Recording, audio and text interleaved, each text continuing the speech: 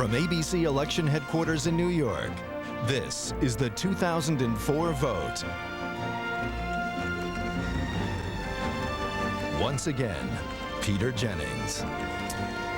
Welcome back to our coverage again. It's 11:35 in the east, 8:35 in the west. Take a look at the map because that's what it is all about tonight, and it has caused the most enormous case of nerves in the Bush and Kerry campaigns tonight. But that is what it looks like as of tonight, looking very much like 2000 in the one respect that there haven't been any huge surprises here tonight, which, as I said a little while ago, have enabled either one of the presidential candidates to find an obvious path to the 270 electoral votes that they need. And by the way, President Bush starts off with more electoral votes than he had last time. He actually starts off with 278 because in the 2000 census, as the population changes and states either increase or lose the number of members they have in the House of Representatives, you get an additional or you lose an electoral vote. And Mr. Bush starts off tonight with 8 more electoral votes than he had in 2000. Very important, California is not on the map tonight in terms of the presidential campaign, as we have talked, but there's one very important proposition in California tonight, which we are now able to make a projection of. A Proposition 71. It has to do with this very controversial question of funding for stem cell research. And some group of people in California put it out on the ballot to get ahead of the national government, because Mr. Bush wants the country to only deal with certain stem cells. And here's what it said.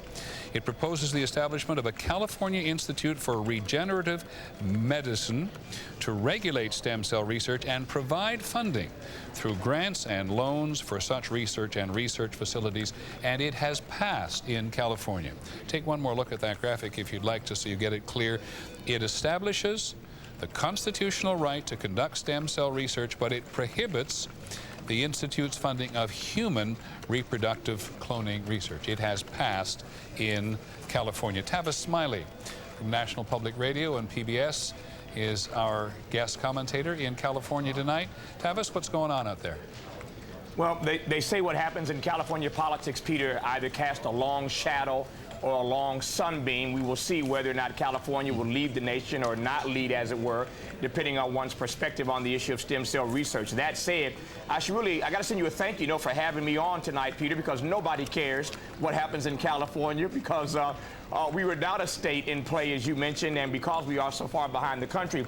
I guess on the other hand, I should be thankful, we should be thankful here in California that we've not been inundated with all the politicking from Mr. Kerry and Mr. Bush that other states have been.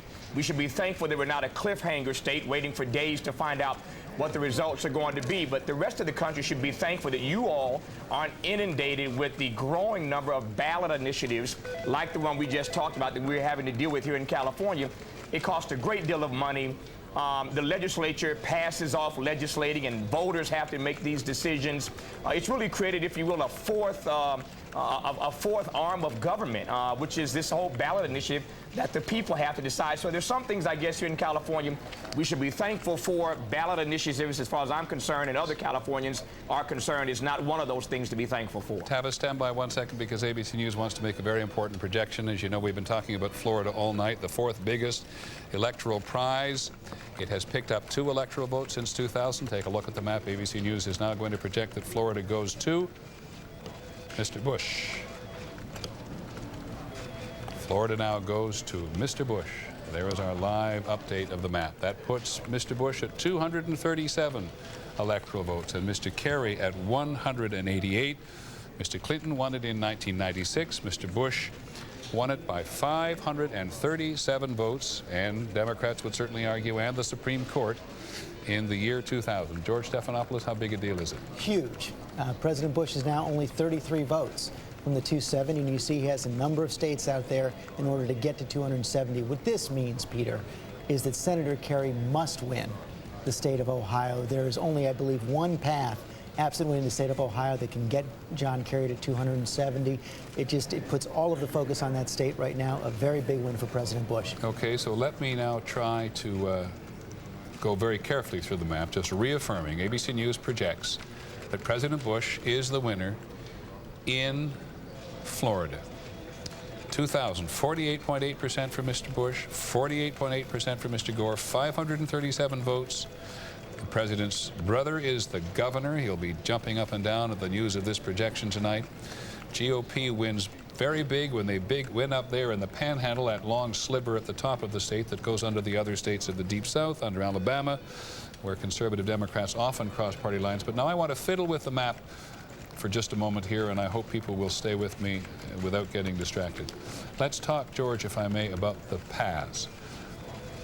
Senator Kerry, you say, must win Ohio. That's right. If Senator Kerry wins Ohio, then that will get him, if this were the map from last time, up to 280 electoral votes. President Bush would then have to win Wisconsin, Iowa, or New Mexico in order to get himself back up to 270. If Senator Kerry does not win the state of Ohio, he'll have to hold every state that Vice President Gore won last time and pick up New Hampshire, Colorado, and Nevada, all three red states last time around. Very, very difficult. Just based on what you're looking at tonight, do you really do you believe that this this projection in Florida, we don't call, we project in Florida, has changed the outcome tonight significantly? Well, absolutely. I mean, I think that, for example, if you look at the states that President Bush won last time around, Colorado 9 electoral votes, Alaska 3, I believe, electoral votes, Nevada 5 electoral votes. He can get very close simply by winning those. But still, Peter, I think because of the way the states that are outstanding, you still have to focus on that state of Ohio. It's very, very close right now. If Senator Kerry does win the state of Ohio, he does have several paths to victory. Mark Halperin, talk a little bit about this, would you? Well, I want to make an important point, I think, about Florida, which is we've been talking to people from Senator Kerry's senior staff. They were given an opportunity in discussions to give us any indication. They found that perhaps Florida was being projected too soon for the president, and they did not object. So the country, it seems at least right now, unless something new surfaces, will be spared, at least in Florida, the kind of thing we saw 4 years ago. And I think that's important for the people of Florida and potentially for the country if we avoid that problem everywhere else. Of the battleground states in the country, Florida at least has the reputation of having improved its system quite dramatically, so that we in many respects were less concerned about Florida tonight than we were about some other places. Well, yes and no. They did improve their system quite a bit, but there was a lot of controversy just because it was Florida, because of the president's brother being the governor, because of some decisions made by the Secretary of State. So I think the country and the state have avoided a bullet, but in almost all the remaining states that are unprojected, including Ohio, still a lot of debate out there about votes. Again, we all hope there's no controversy that leads to an extended discussion of who won, but still a lot. And as George said, right now, there are states that are still out there, but everything will pivot off of Ohio. I don't want to get you too far ahead of yourself, but have you had a chance to look at the exit polls from Florida and give us some indication of how this anticipated victory was constituted? I have, and unfortunately I left my notes back there. Go ahead, so get them. I'll be happy to wait for you. Vamp, I'll be right back. George, we talked a little bit about before about how Florida is in many ways a microcosm of the country. We used to focus much more on the demographics of Ohio than we do in the demographics of Florida today. Look at Florida. The south of Florida, Miami-Dade, Broward County, is culturally very much like the Northeast. A lot of transplants from the Northeast. The Panhandle is very much like the rest of the South, the rural South, and the middle of Florida, down that I-4 corridor. Right. Tampa, Orlando is a varied mixture of the whole of all of the country, and lots of new immigrants there as well. New immigrants, and one of the other things that was interesting, Senator Kerry went there with a very powerful, what he thought was a very powerful message about health care, and how the president was not going to secure health care in the way that he believed. And we've seen that a huge majority in our exit polls tonight of Americans are concerned about health care and health care costs, but maybe they were not convinced that Senator Kerry had the right answer. Mr. Halperin is back again. Yes, Mark. So in Florida, obviously there's lots of ways to divide the state. Hispanics a huge part of the state of Florida. 15% of the total of Have we got graphics to go with these, you think? Okay. We do. Cover me right now. 15% of the total were Hispanic, and that's about the same as in 2000, but the president this time did better than he did last time. 2004, the president, 54% of the Hispanic vote in Florida, and 46% for Senator Kerry. 4 years ago, the president barely won. The Hispanic vote in Florida was 49 to 48%. And a lot of that for the president in Florida, for a Republican, not surprising. Cuban Americans A big part of the Hispanic population there went by 3-1 to the president. Another big thing for the president in Florida, as it will be, I think, in almost every state he wins tonight, terrorism. Top issue cited is concern for Floridians. 23% cited it, and the president won that vote overwhelmingly. 87% of the voters who said terror was the most important issue to them voted for the president. Only 13% for Senator That's Kerry. quite an astonishing difference, and I wonder if the Kerry campaign ever anticipated that it could have been quite so dramatic. Dramatic in Florida, and again, it'll be interesting to see in these battleground states that kind of difference. Florida economy, even with the hurricanes they suffered, better than, say, in Ohio. So terror moves higher up the top priority for Floridians. One observation about the hurricane. It was said that after the hurricane, which was in Bush country to some extent in Florida, that the Bush campaign had a very difficult time campaigning. It does not seem to have hurt him based on this projection. Well, look, it'll be interesting to see the returns in those counties on the western part of the state, on the coast that did have a lot of damage, did have people distracted. Overall, though, the Bush campaign obviously incredibly happy to win Florida no matter what. All right, many thanks. Let's go back to our live update. And here it is. The state of Florida, ABC News projects, is now going to go to Mr. Bush in a very, very closely fought campaign. ABC's Bob Woodruff is there. Bob?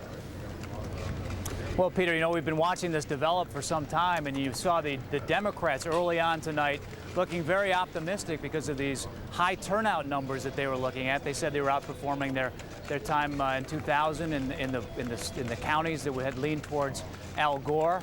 But then suddenly there was a turn, and what you saw was that relatively Democratic-leaning area around Miami, Miami-Dade, Broward, Palm Beach counties, were not turning out the numbers that the Democrats hoped and knew that Kerry needed to get.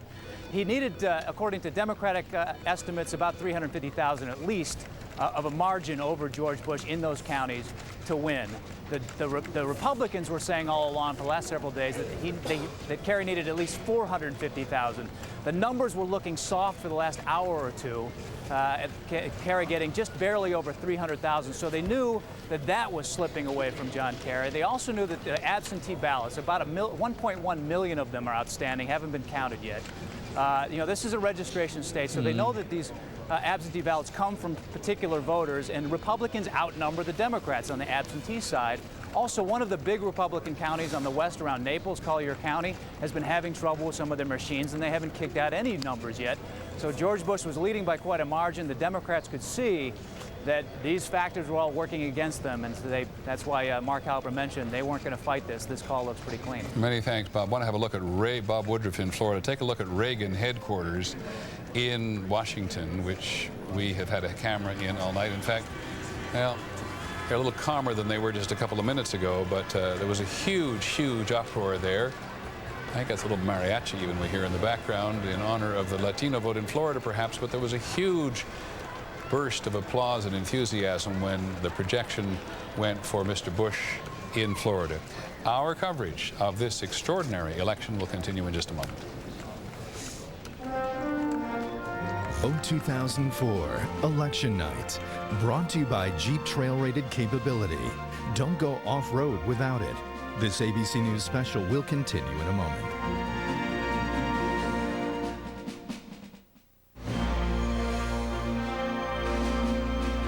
This is the 2004 vote. Once again from ABC News Election Headquarters, Peter Jennings. There's no such thing as a small mistake. We respect that. It's not about Florida, by the way, not a huge presidential mistake, but we did make a mistake in discussing the Congress. Koki, would you like to clear it up? Apparently, our political unit jumped the gun, and Chris Shays has not lost in Connecticut. It is too close to call. Connecticut races often go very late at night. Okay, very many thanks, Dr. Roberts. So Chris Shays of Connecticut has not been defeated, as we were discussing a little earlier on. And by the way, our political unit has been fabulous throughout the year, so we give them at least one mistake.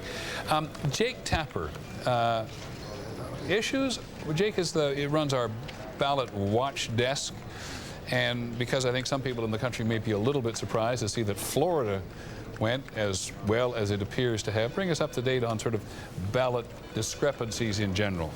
Well, one of the things to keep in mind is that Florida, after the 2000 fiasco, went through a total overhaul of its voting methods and systems. First of all, obviously, it outlawed the butterfly ballot. That was the confusing ballot in Palm Beach County. And then, of course, also it got rid of punch card ballots. The entire state is devoid of punch card ballots. And if you look at the state, these green ones represent the 15 of the most populous counties in the state, represent about 50% of the population, and they all vote with electronic touchscreen voting, which, of course, a lot of people, its proponents and adherents, say is a much smoother way of voting than punch card ballots. Let's take a look at Ohio, though, which we have yet to call. Ohio is a state that they tried to bring in the electronic voting machines, but they were not able to do so because there were concerns about security and concerns about not having a paper trail. And Ohio, this yellow indicates that Ohio generally votes, about more than 70% of its population, with punch card ballots. Many thanks, Jake, very much. I want to go and ask George Will and Fareed Zakaria about something, because with President Bush, us projecting President Bush in Florida, comes into question again the commander-in-chief and the war and terrorism, but especially the war. You and I were talking a little earlier about Fallujah, and I've just had another email from Iraq saying there's bombing going on in Fallujah. Commander-in-chief, wartime election. Well, we're having a referendum. As any election where the incumbent's on the ballot, it's a referendum on him. So we're having a referendum on the commander-in-chief on the eve of what looks like a major military offensive. Peter, a few days ago, we passed a melancholy milestone that went really unremarked, and that is our war in Iraq, which is still ongoing, has now lasted longer than the U.S. involvement in World War I. No incumbent president has ever been defeated during wartime. We've had two presidents, however, who quit rather than run in wartime. Harry Truman in '52 because of Korea, Lyndon Johnson in '68 because of Vietnam, and historians will argue that had Sherman not captured Atlanta in a timely manner before the 1864 election, Abraham Lincoln might have lost. I was covering the Lyndon Johnson campaign the night that happened. Well, we almost fell off the stage. Michael Beschlash, you want to weigh in on this? Yeah, I think George is absolutely right, but you know, we're talking about Lincoln during the Civil War and Franklin Roosevelt during World War II. If you were an American during either of those two wars, there would have been no doubt that you were living in a nation in wartime. Here we are at a time of a war on terrorism, also a time where we have been fighting wars in Afghanistan and Iraq. Yet, if you go to many streets in this country, people are not minute by minute aware of the fact that we are at war. So in one sense, what we're seeing tonight is a test of that idea, whether we do turn out presidents during a time of war. And I think one of the questions that many of us have had has been, you know, is this the same kind of war that we've had before, which has tended to protect the president? I've said this once before, so I don't want to make too much of it, but those of us who live in New York City do not walk down the street every day and run into people who've got family in Iraq. But you go anywhere else in the country, Fareed, as I know you have when you traveled, and you almost invariably meet somebody who's got a son or a daughter in Iraq, and the war just seems much more real in many parts of the country. It does seem much more real, not really because of the high numbers of casualties, because let's face it, compared with Korea and Vietnam, in both cases of which the incumbent president chose not to run, the number of casualties in Iraq is, in relative terms, lower. But there are communities from which it has been drawn disproportionately. And what's unusual about it is many of these communities are often traditionally Republican communities. So the president is trying to make the case that the war in Iraq is worth it, even in the communities from which there has been the greatest And loss. what's interesting, George, is that the war itself has become one of these character moral issues, and people in different demographic groups have voted for it quite dramatically. That's absolutely right. It's also the case that when someone is killed in Iraq in a small or rural community, it's not a one-day story. It's a week-long story because people know that it's an extended family, as it were. So it's a much bigger impact, as well as the fact, as you say, that our casualties are not spread evenly over the country. They have to be concentrated in certain areas. Not to take a shot at the president, but I wonder if the president had asked for greater sacrifice from Americans at a time of war, whether or not we might all feel on this election night that we were more involved in a wartime election. Our coverage will continue in just a moment.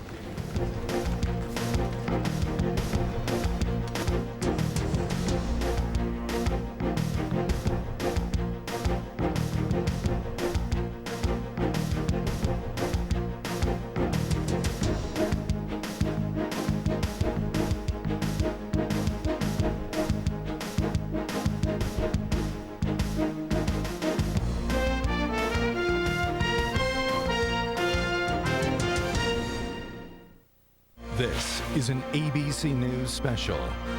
The 2004 vote. Today, all across the country, Americans cast their vote.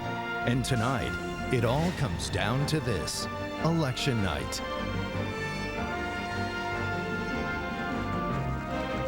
Now reporting from ABC News election headquarters in New York, Peter Jennings.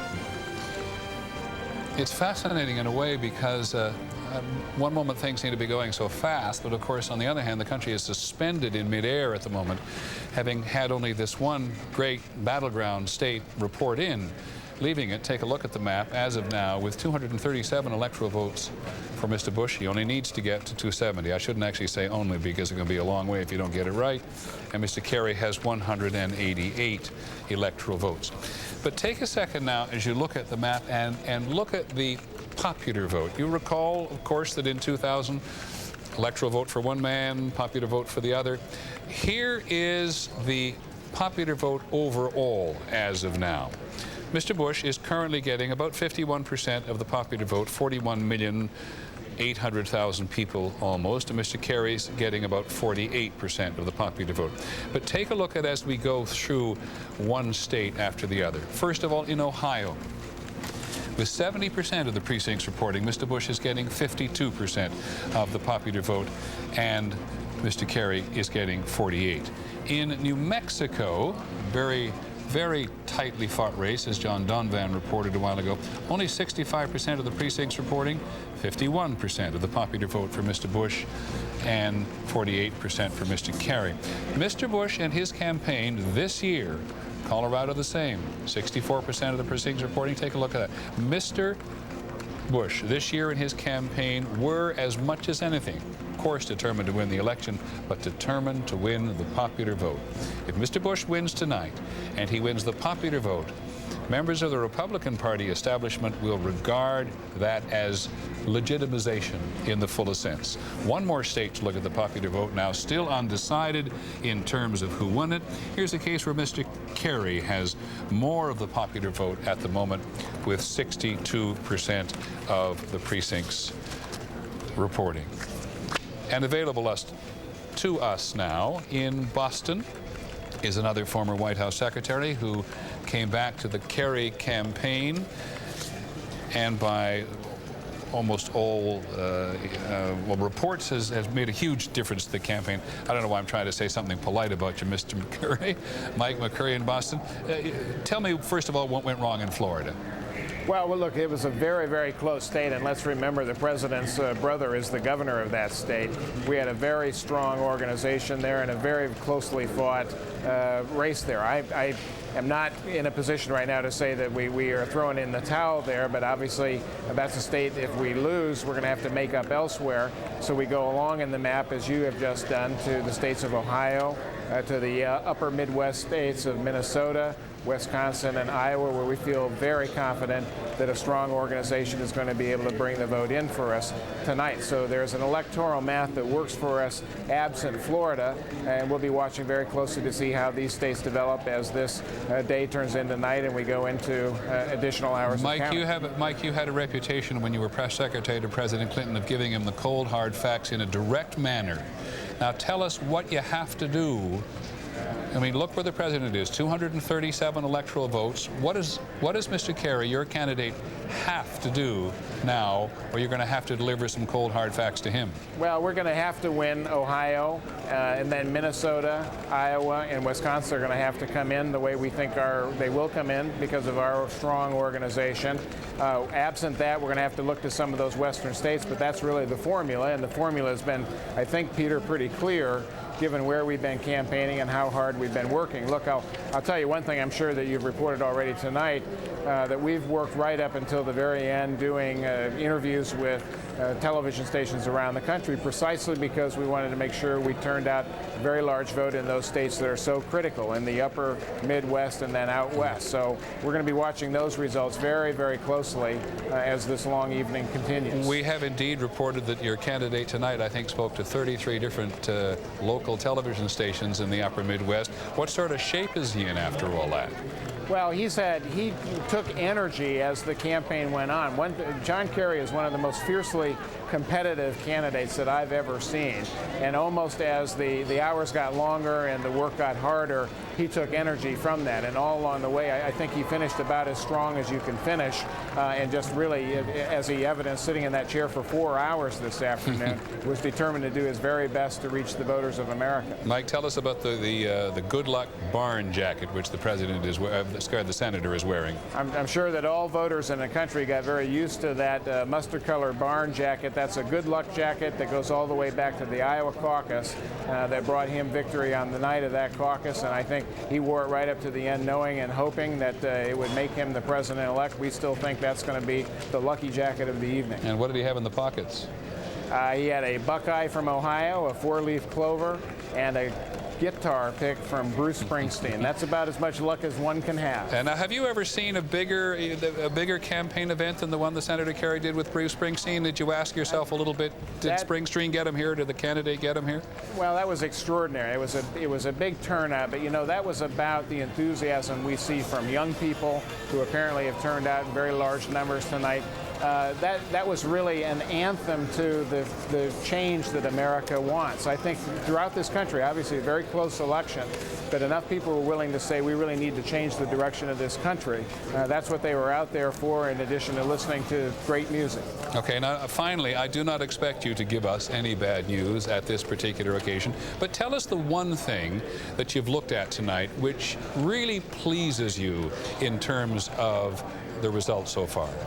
The one thing that pleases us is, well, two things. The extraordinary increase in the number of Democrats who are willing to help the party financially. We've built a very strong financial base for this party that will be really important as John Kerry begins to govern and begins to fight for his agenda. And then the second thing is the large number of people who are voting. Peter, it's extraordinary that this percentage of Americans have turned out, paid close attention to the issues, and have gone to vote. I think that speaks well to our democracy, and I think probably the Bush campaign would join in applauding that outcome. Mike McCurry of the Kerry campaign, thanks very much for joining us from Boston this evening. Just remind people when they look at the map now that so far on this map, the red states and the blue states, there's a whole debate about whether or not we should have even chosen red and blue in the first place. These are the same states as were in this position in the year 2000. So in one respects, nothing totally dramatic has happened yet, George Stephanopoulos, in order to alter the outcome from 2000. It's amazing. They're following almost in exactly the same pattern that they fell in 2000, and in exactly the same pattern right now. And Mike McCurry was quite honest there. He basically said that John Kerry has to have a big change from 2000 in order to win this race. He must win the state of Ohio. Just look what he's got to win Ohio. He's got to win Michigan. He's got to win Wisconsin, Minnesota, and Iowa. Well, yes. You're not so sure about what, Michigan? No, Michigan still, you know, he has to win that, that's right. And of course, he's also hoping for Washington and Oregon, Hawaii, New Hampshire. That could get him up to 278 electoral votes. But then President Bush, if he flipped over New Mexico, could bring it down to 271. The margin could come to those tiny states, New Mexico, New Hampshire. But in order to get there, John Kerry has to start out by winning Ohio and those states in the upper Midwest. Let me go back to reality here. This is the electoral vote of reality here. Mr. Bush, 237, Kerry, 188. Just a little couple things I realize that may not be the most important issues of the day. Mike McCurry talked about getting out young people. Two things have happened this year which really happened in the Democratic primaries. The raising of money on the internet, which Howard Dean struck gold, and the extraordinary participation of young people in the primary campaign. I wonder if that works for the Democrats in the upper Midwest. Well, that's going to be one of the big questions. Minnesota, it could. They have same-day registration. Wisconsin, you saw those huge crowds for John Kerry and Bruce Springsteen in the closing days of the campaign. Madison, Wisconsin, of course, a huge university town. But the question is always going to, will it be enough to put him over the top? Even if you've increased the numbers a great deal and he's winning those votes, will it be enough to put him over the top? We just don't know that yet. I remember at the beginning of this campaign, or the beginning just before election night, we were all of us saying to a variety of people around the country, well, it may go in to tomorrow, and it may go to the day after that. And some among us She'll go unnamed at the moment. Thought this, well, maybe we'd know this by 10:30 or 11:30 in the night. Tonight. George will. George, I suppose that. George, what do you think at this point? Well, that was the wish being the father to the thought. But having been magnificently wrong, it seems to me now we are in a moment of an extended pregnant pause in this evening while we wait for the states that we've been waiting for all along. Okay, so while we wait for the states we've been waiting for all along, I want to go back to Mark Halpern. And there are a couple of things, Mark, I'd love it if you would do. First of all, we've talked a little bit about Iraq. I can't see what, well, go ahead. You talk about Ohio first. You've got that up. Peter, right now, if you're working for President Bush or John Kerry, there's only one thing you're focused on. There are other states out there, but Ohio will almost certainly decide this election. If you talk to top strategists in Ohio or in Washington or in Boston, this is all they're thinking about is what votes are left to come in Ohio, what's still out there, and which side is going to benefit. As you showed just a minute ago, President Bush is leading in the popular vote that's in. But what we've got to all figure out is where is the vote still at? Just before you move from there, just before you move, people look at that huge red area, and it pays to remind them that it's a little emptier than the blue areas. That's right. This is the map of 2000. This is how Al Gore did against President Bush. The red areas are the areas of strongest support for the president in 2000. Those light pink areas are the areas that President Bush did slightly less well in. And then the blue and the darker blue were the areas that Democrats were strong. President Bush won Ohio by a little bit. This is the area of greatest strength for the Democrats. This is the area of greatest strength for Republicans. And again, right now the question is, where is the missing vote? Does it come in a way that allows John Kerry to win? We don't know. We know both strategists for both sides. Most of the evening we're confident. Right now, we can say the polls are closed. We're not influencing anything. Right now, the president's strategists appear to us to be a little bit more confident that as the additional vote comes in, the president will maintain his popular vote lead, winning Ohio's electoral votes. And again, slow down. That is the most critical thing right now. And that's a very good point you've just made, and we should make it again. The polls are closed, so anything we say about the campaign strategist's point of view at the moment, we do not believe will influence matters. But now, we talked a little bit about Iraq. Take us through, if you would, the exit polls on Iraq. Big issue, and again, this is not just a game of who can win politically. This is an issue of who is going to do well on the issues that were important. Iraq, a huge issue, as we've said, a nation at war. We asked people, did you approve of President Bush's decision? Nationally, we asked people to go to war. And again, the exit poll suggested 49% approved, 47% disapproved, an obvious split in the country. How is Iraq going now? Hold it. Okay, how's Iraq going now?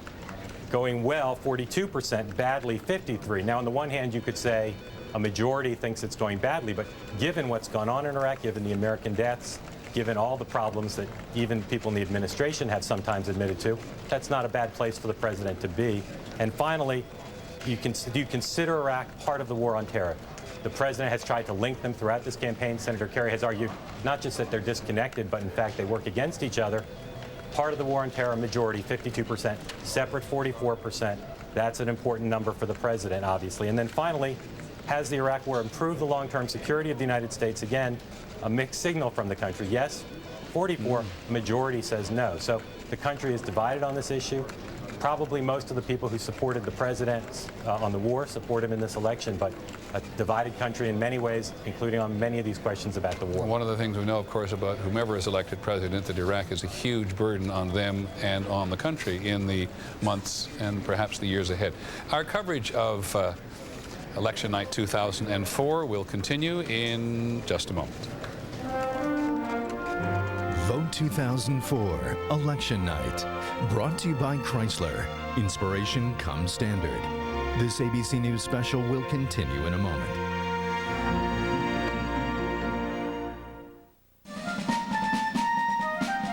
Live coverage of Vote 2004 continues. Once again, Peter Jennings. Welcome back to our coverage. Just looking at the list of things we've actually already talked about in the course of this evening, and the list of things that we'll be talking about endlessly, I think, whatever the result of this campaign. The lessons learned of 2004. Conventions certainly matter. John Kerry certainly helped himself with his convention, or sorry, Mr. Bush helped himself with his convention. Mr. Kerry did not necessarily do so. And there will be, I think, George Stephanopoulos, a big question when this is over, however it goes, whether or not Mr. Kerry did well by himself, spending so much of his convention on his war record. It's already been a subject of great debate. I mean, in some ways, people have said, yes, Senator Kerry needed to do that. People needed to know about his war record, and that gave them confidence that he could be commander-in-chief. It was necessary, but was it sufficient? And the biggest criticism Senator Kerry has gotten from Democrats and others is that he didn't spend enough time in that convention speech laying out his plans for the future. ABC News is now in a position to make another projection. We go out to the far west, to Oregon now. In Oregon, as you know, people voted entirely by mail. There was actually no voting on today, Election Day, which you may have found ironic, but that's the way it is in Oregon. The state has not voted for a Republican since Ronald Reagan in 1984. ABC News now projects that the state of Oregon is going to go to Mr. Kerry. Mr. Kerry has 195 electoral votes, and Mr. Bush has 237. The only state to vote completely by mail. The voters have had 19 days up there to send in their ballots, and most people in Oregon think this is fairly sophisticated way of going about things. But it's really interesting, George, if you vote by mail or if you vote absentee or if you vote from absentee from any distance, look at how much you miss in the waning days of the campaign. Days. And this time around, there was no huge October surprise. There was some question whether or not that Osama bin Laden tape would be at the end. There was no huge October surprise. But imagine if you voted, and you could have done that in Oregon before the debates. Those were a big shift in this campaign. Exactly. Now, I have the great luxury from this chair of asking questions on my mind, but I want to do something which I think will please my colleagues out there. I want to talk to three of them now at the moment. Linda Douglas, John Cochran, who's at the Cheney headquarters in Washington, and Pierre Thomas, and just see, first of all, in the case of Linda and John, what's on your mind? Well, I think what's on my mind is just the sense of how, first of all, this is such an anxiety-making time for the aides, the congressional aides that I've been talking to in both parties. You don't know which party is going to, the presidency is going to be coming from, but everyone is talking about how amazingly democracy is working tonight, Peter. These long, long lines, people going to great lengths and a lot of inconvenience and trouble to vote in this country. There's a lot of talk about that, and a lot of talk about maybe changing the system, maybe making Election Day a holiday, maybe keeping the polls open for 24 hours. It may be like this from now on. People have really understood that your vote counts. But you said something to me in an email a little while ago about Congress revisiting the governing election laws and really making it a national holiday. Do you think there's a serious move for that up there? Well, it's always very difficult to change the system in Congress, even after everything that happened in 2000. Even when Democrats were in charge of the Senate, it was still very hard to get through the reforms that are now in place that are governing a lot of the provisional ballot operations and voting and so forth. But there is at least a feeling that this is a moment you could capture where you preserved the value of a real democracy where everybody tries to vote. But if everybody tries to vote like this every time, it doesn't work very well. So you have to change the system. My apologies. The one other thing you noted a short while ago, which I think a lot of us have noted, and that is the participation of the young people and the participation being particularly high. That I knew excited you. Well, one of the reasons it's so exciting is that I think, as a parent of a young person, that they really feel connected to this election because they think their voices are being heard through blogs. Everybody can express an opinion, and everybody can hear that opinion through the internet, through the cable. They are really connected through their own communication systems that we all now are beginning to use. And I think that's made a big difference now. Many thanks, Linda Douglas on Capitol Hill. Now let's go to John Cochran, who is at Cheney headquarters in Washington. What's on your mind, John, as you've been watching the evening? Well, since I'm at Bush Cheney headquarters, I have to thank for the president's odyssey over the past year.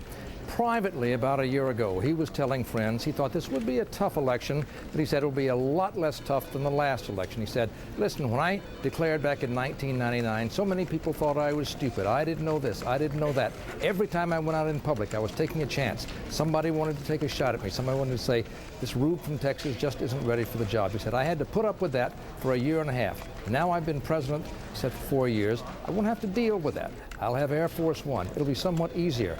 However, by the time Super Tuesday came earlier this year, and it was clear that John Kerry was going to be the candidate, Mr. Bush was saying privately, he's going to be tough. It's going to be the red states and the blue states will fight for what's in the middle. He said, I'm going to paint John Kerry as blue as I can. He's going to paint me as red as he can. He expected a tough, close election, and he's got it. And earlier this evening, here at Bush-Cheney headquarters, they were very worried. They saw the exit polls. They thought they were in trouble. The actual vote counts came in, and they're feeling a whole lot better here and over at the White House, I think, Peter. Many thanks, John Cochran. Appreciate it. And I'm going to get a quick minute from Pierre Thomas, who covers terrorism for us from Washington. And Pierre, this is not the final word. I promise I'll come back to you in a little while. But has it been, as far as the listening point has gone, a quiet night? It has been extremely quiet. I've been on the phone with officials all evening, and they've been saying no news is good news. The FBI had been shaking the trees looking for any evidence of a specific plot. They were not able to find any, Peter, and one official said we can breathe a sigh of relief, but tomorrow morning we start worrying about the holiday season. Thanks very much, Pierre. I promise I'll come back to you before the evening is over, but ABC now wants to make another projection. In the state of Colorado, with 9 electoral votes, ABC News is now in a position to project that Colorado, a battleground state as late as October, goes to Mr. Bush. Mr. Bush gets the state of Colorado. In many parts of the country, he gets Colorado. I'll tell that computer to ways from Sunday. In many parts of the country, stay tuned now for your local news. ABC News on a national level will, of course, continue. I'm Peter Jennings. Thanks for being with us.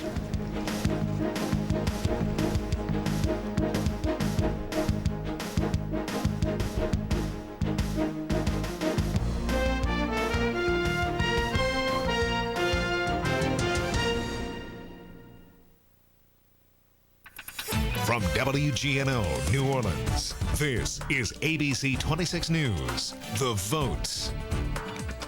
Welcome back to ABC 26 News coverage of the 2004 vote. And in the race for Orleans criminal sheriff, Marlon Gusman has won the Battle of the Badge. Here are the latest numbers. Now with 94% of the precincts reporting, Marlon Gusman, former city council member, now sheriff of Orleans Criminal Parish.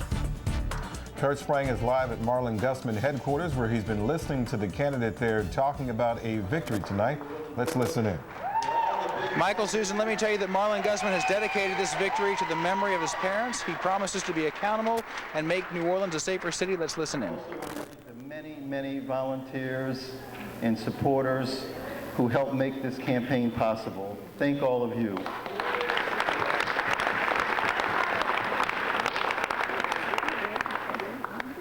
I want to congratulate Warren Riley for offering himself as a candidate for this office and wish him the best.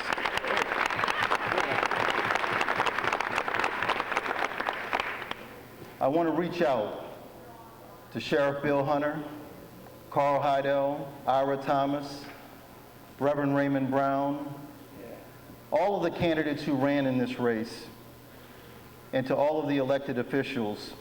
I reach out, I offer my hand, and I pledge to work closely and cooperatively with all of them for the best interests of the city of New Orleans. Thank all of you all. Thank you.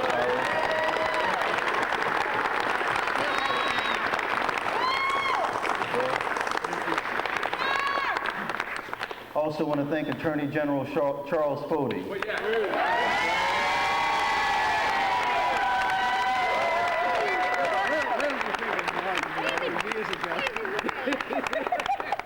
You know, years and years ago, I told him, and we both agreed to disagree on a lot of things, but I'm glad we agreed on this one. I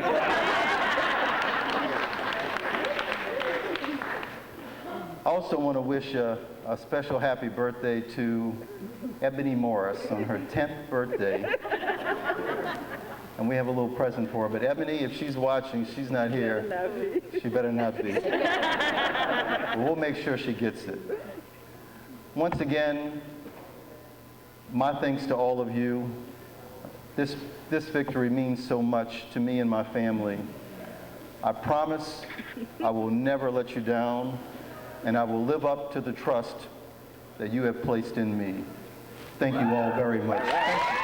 Marlin Gusman there thanking his supporters, thanking the Attorney General Foti, who endorsed him in this race, and thanking a lot of his supporters tonight as he is the apparent victor in the race against Warren Riley for Orleans Parish Criminal Sheriff. And once again, we're joined by our political analyst, Jeff Carrere. Jeff, you can understand why Warren Riley in law enforcement all those years would want to be sheriff, but why does Marlin Gusman, a long-time elected official, public servant, why does he really want to be sheriff?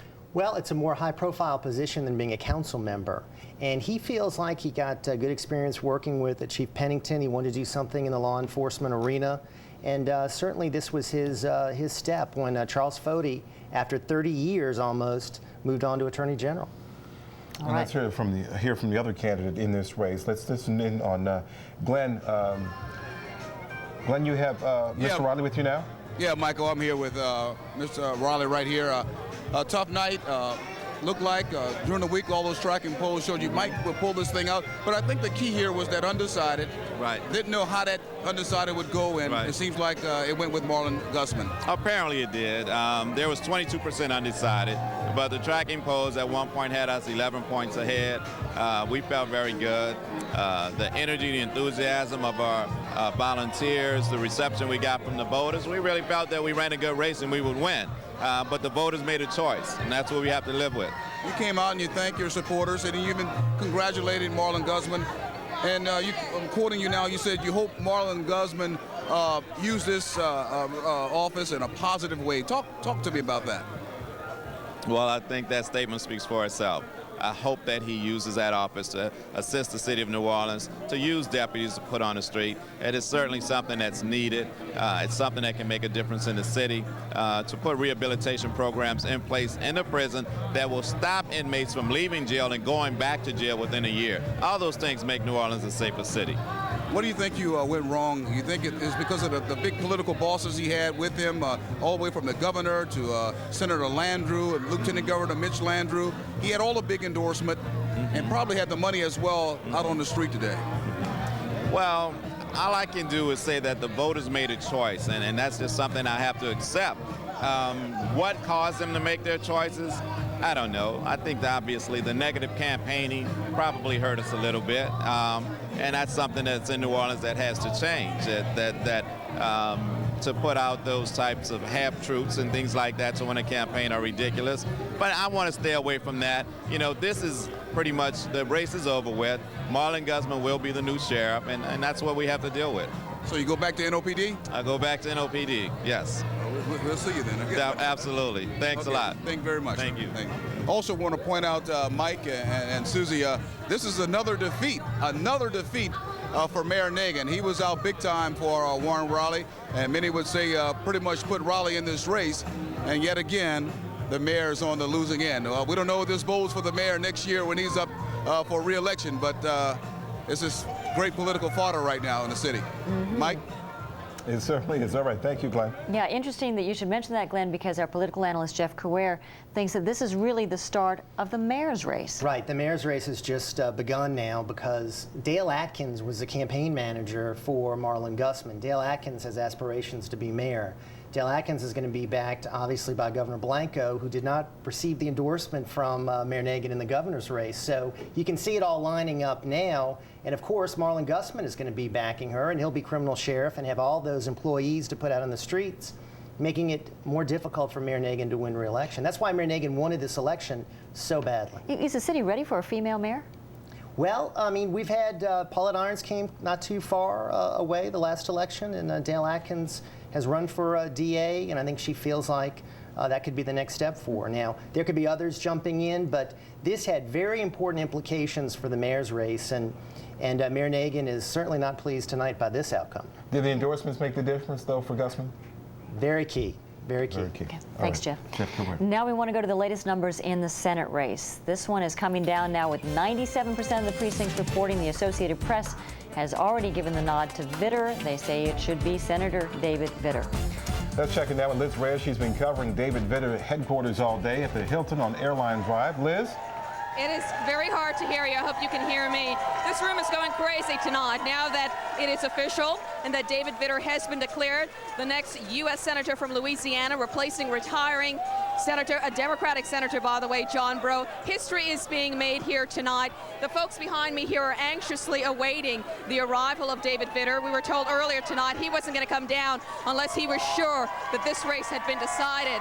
So now that that news is out, we're pretty confident he's going to be down anytime soon. And of course, we're waiting and watching that right now. But history being made tonight, the first Republican in Louisiana being sent to the U.S. Senate in the Reconstruction era. And just take a look behind me here. You can see these folks have a lot to celebrate here tonight. These are the folks that have been with David Vitter throughout this entire campaign, on the front lines, getting out the vote for him. A lot of heavy hitters in this room tonight, a lot of heavy hitters in the Republican Party here too. So all of us waiting right now for David Vitter to come down and to thank his supporters and to give his victory speech. And as soon as we get that, we will bring it to you. Back to you, Michael and Susie. Surprised he's not already out. All right, thank you, Liz. Okay. And we want to go real quick now to Paul Murphy, live at Chris John's headquarters. Paul.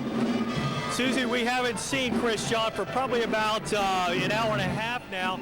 He is upstairs huddling with his brain trust, which includes Senators Mary Landrieu, Senator John Breaux, New Orleans Council President Oliver Thomas, and his team, the team that ran his election. We're expecting him to come down here shortly to make some sort of statement. We were told earlier that he would not be back down here until all the votes were counted, or at least significant enough to determine which way this race was going to go. He was down here about 10 o'clock tonight, still at that point promising his supporters they would be going to bed tonight, waking up to a runoff. That certainly seems like a long shot at best at this point. Susie? All right, thank you, Paul. And now ABC News coverage continues right after this. Thanks for joining us and have a good night.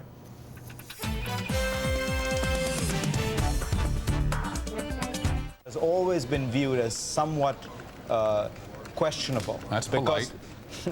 I was thinking of a polite word, because of the cloudy circumstances of the victory. If the second term is like that, it will produce not just polarization within the United States, but polarization abroad. So for all kinds of reasons, I think it would be nice if it weren't 269. Frida, I think there's so much tension in the country, we probably shouldn't divert to a discussion of international relations. However, just one quick answer. If Mr. Bush is re-elected tonight, what will it take for all of those countries who've been after his hide in at least a rhetorical way to change their minds? He'll be seen as much more legitimate, surely, if he wins tonight.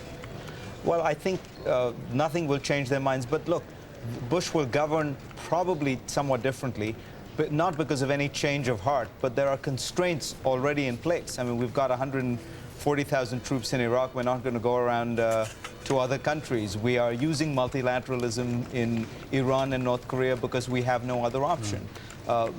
The second term of the Bush administration will probably look somewhat different, not out of conviction, but out of the constraints imposed by the real world. I have enormous respect for you, but I'm not sure you're absolutely right about that, but we'll come back and discuss it at another time.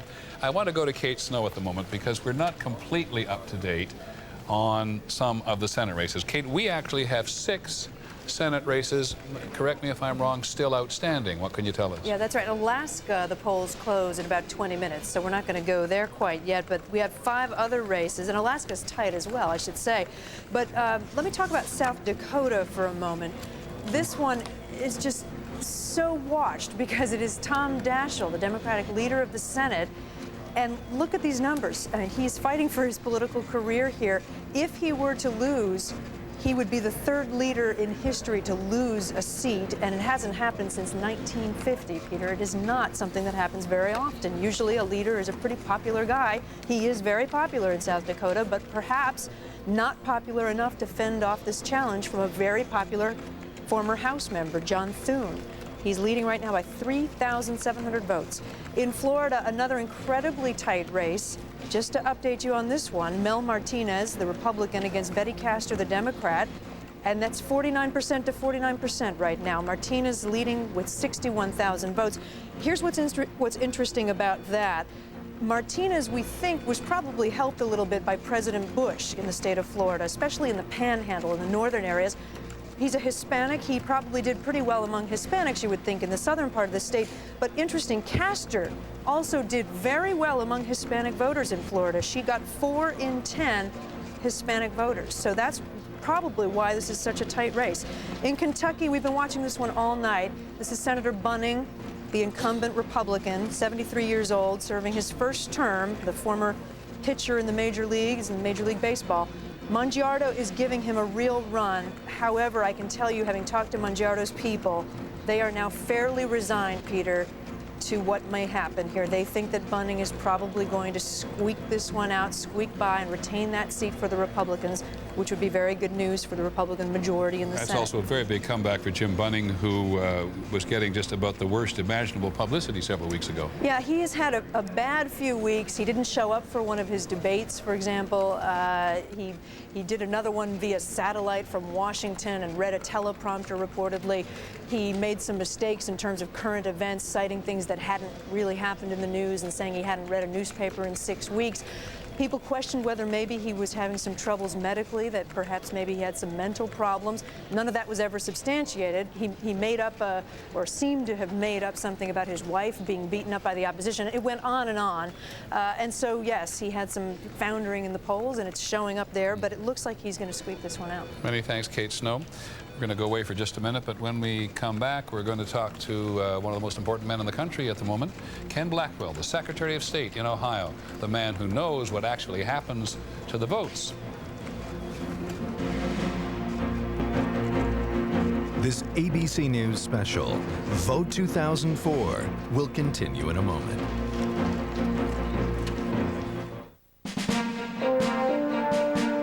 Vote 2004 continues. Once again, Peter Jennings. Welcome back to our coverage. We are joined from Ohio tonight by Ken Blackwell, who is the Secretary of State in Ohio and responsible for all of the voting procedures in the state. Mr. Blackwell, first of all, thank you very much for joining us. Thanks for having me, Peter. Can you tell me, sir, when you think all of the votes in Ohio will be counted? Well, I tell you this, Peter. The provisional ballots cannot be counted until the 11th day after the election. So if the regular ballots are counted and the margin of victory for one candidate or the other totals fewer votes or ballots than we have provisional ballots, then it might be 2 weeks before this is resolved. Do you have any? If we get to this point. I'm sorry. Do you have any idea how many people in Ohio today have asked for and been given provisional ballots? We're in the process of tabulating those numbers as we speak. In 2000, a little over 100,000 provisional ballots were cast. What we know from the 2000 experience is that provisional ballots are running right now at about 25% to 30% greater than in 2000. So here's what I want to say to people this evening, is that Ohio has a strong bipartisan system for not only running or administering elections, but for counting the ballots. It's a very transparent system. It's a bipartisan system, and everybody should just relax because these ballots are in good hands, and it's in our two-party system. Let me just point out to people, sir, for no other than just the generic reason, you are a Republican Secretary of State. I don't mean to imply anything by that whatsoever, and you're certainly regarded as an ally of President Bush. But having got that out of the way, have you had any difficulties in the system today? There were a whole question of challenges some time ago. You participated in some of them. Has there been any issue today that you're aware of? Oh, absolutely not. We had 23 suits that we won prior to the election and prior to the ballots being cast and counted. We won that because we have a system that is tried and true, and we have 50,000 election workers, election officials, and poll workers across the state that are competent, that are hardworking, and that will give us honest results. At the end of the day, what we want is a result where people can have full confidence that the tabulation reflects the legitimate will of the voters. And I think that our system will produce that sort of confidence in the final result, no matter how narrow or no matter how substantial the margin of victory is for one candidate or the other. Tell me the status of the absentee ballots, if you would, please. I'm sorry, tell me the status of the absentee ballots at the moment. The absentee ballots are normally the ballots that are counted first. So we are counting the absentee ballots as we speak. It is the provisional ballots and the overseas ballots that will be counted at a later date. Is the state of Ohio so close at the moment that you think you can or cannot call or project the election with any confidence? Well, you know, I don't get into the projection business. I leave that to you guys. What I do is make sure that we have a good, solid, honest count, and that's the process that we're getting ready. We're in the middle of now. Look, at the beginning of the day, there were a lot of folks who thought that they were going to witness some sort of havoc, some sort of confusion in the state of Ohio, True. and the people came through in flying colors. The challenge today has been long lines where voters have stood in line for an hour and a half, 2 hours, 2.5 hours. But what we know is that that's a sign of a robust election process and an enlargement of the number of people that are participating. We've had a record number of people participating in today's election in Ohio, some 5.8 million people, and that's a substantial increase. And what's been so interesting, Peter, is that we've had 1 million new registered voters in this state. And so we knew going into this election that 94% of the voters would be veteran voters. They would know where to vote and how to use the machines in their respective precincts. So we concentrated our effort on making sure that our polling places were inviting, not intimidating, for those new first-time voters, and it worked. We asked Ohioans last night, we said, look, let's take control of this election. Let's not put it in the hands of lawyers and judges and the court system. Let's go out and participate and let the results be determined and the outcomes be determined by us. What that took today was civility and an extra measure of patience. And I can tell you, I'm so proud of the Ohio voters because they stood in line in inclement weather and they got it done. And now what we're going to do is give them an honest count. I don't care if it takes me 2 hours, 2 days, or 2 weeks.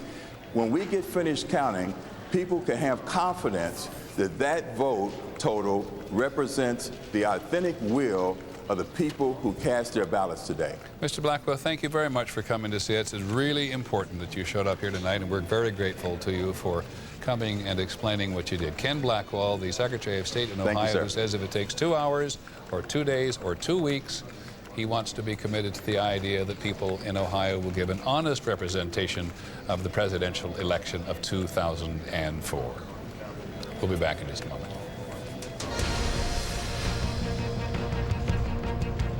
The 2004 vote. ABC News' coverage will continue in a moment.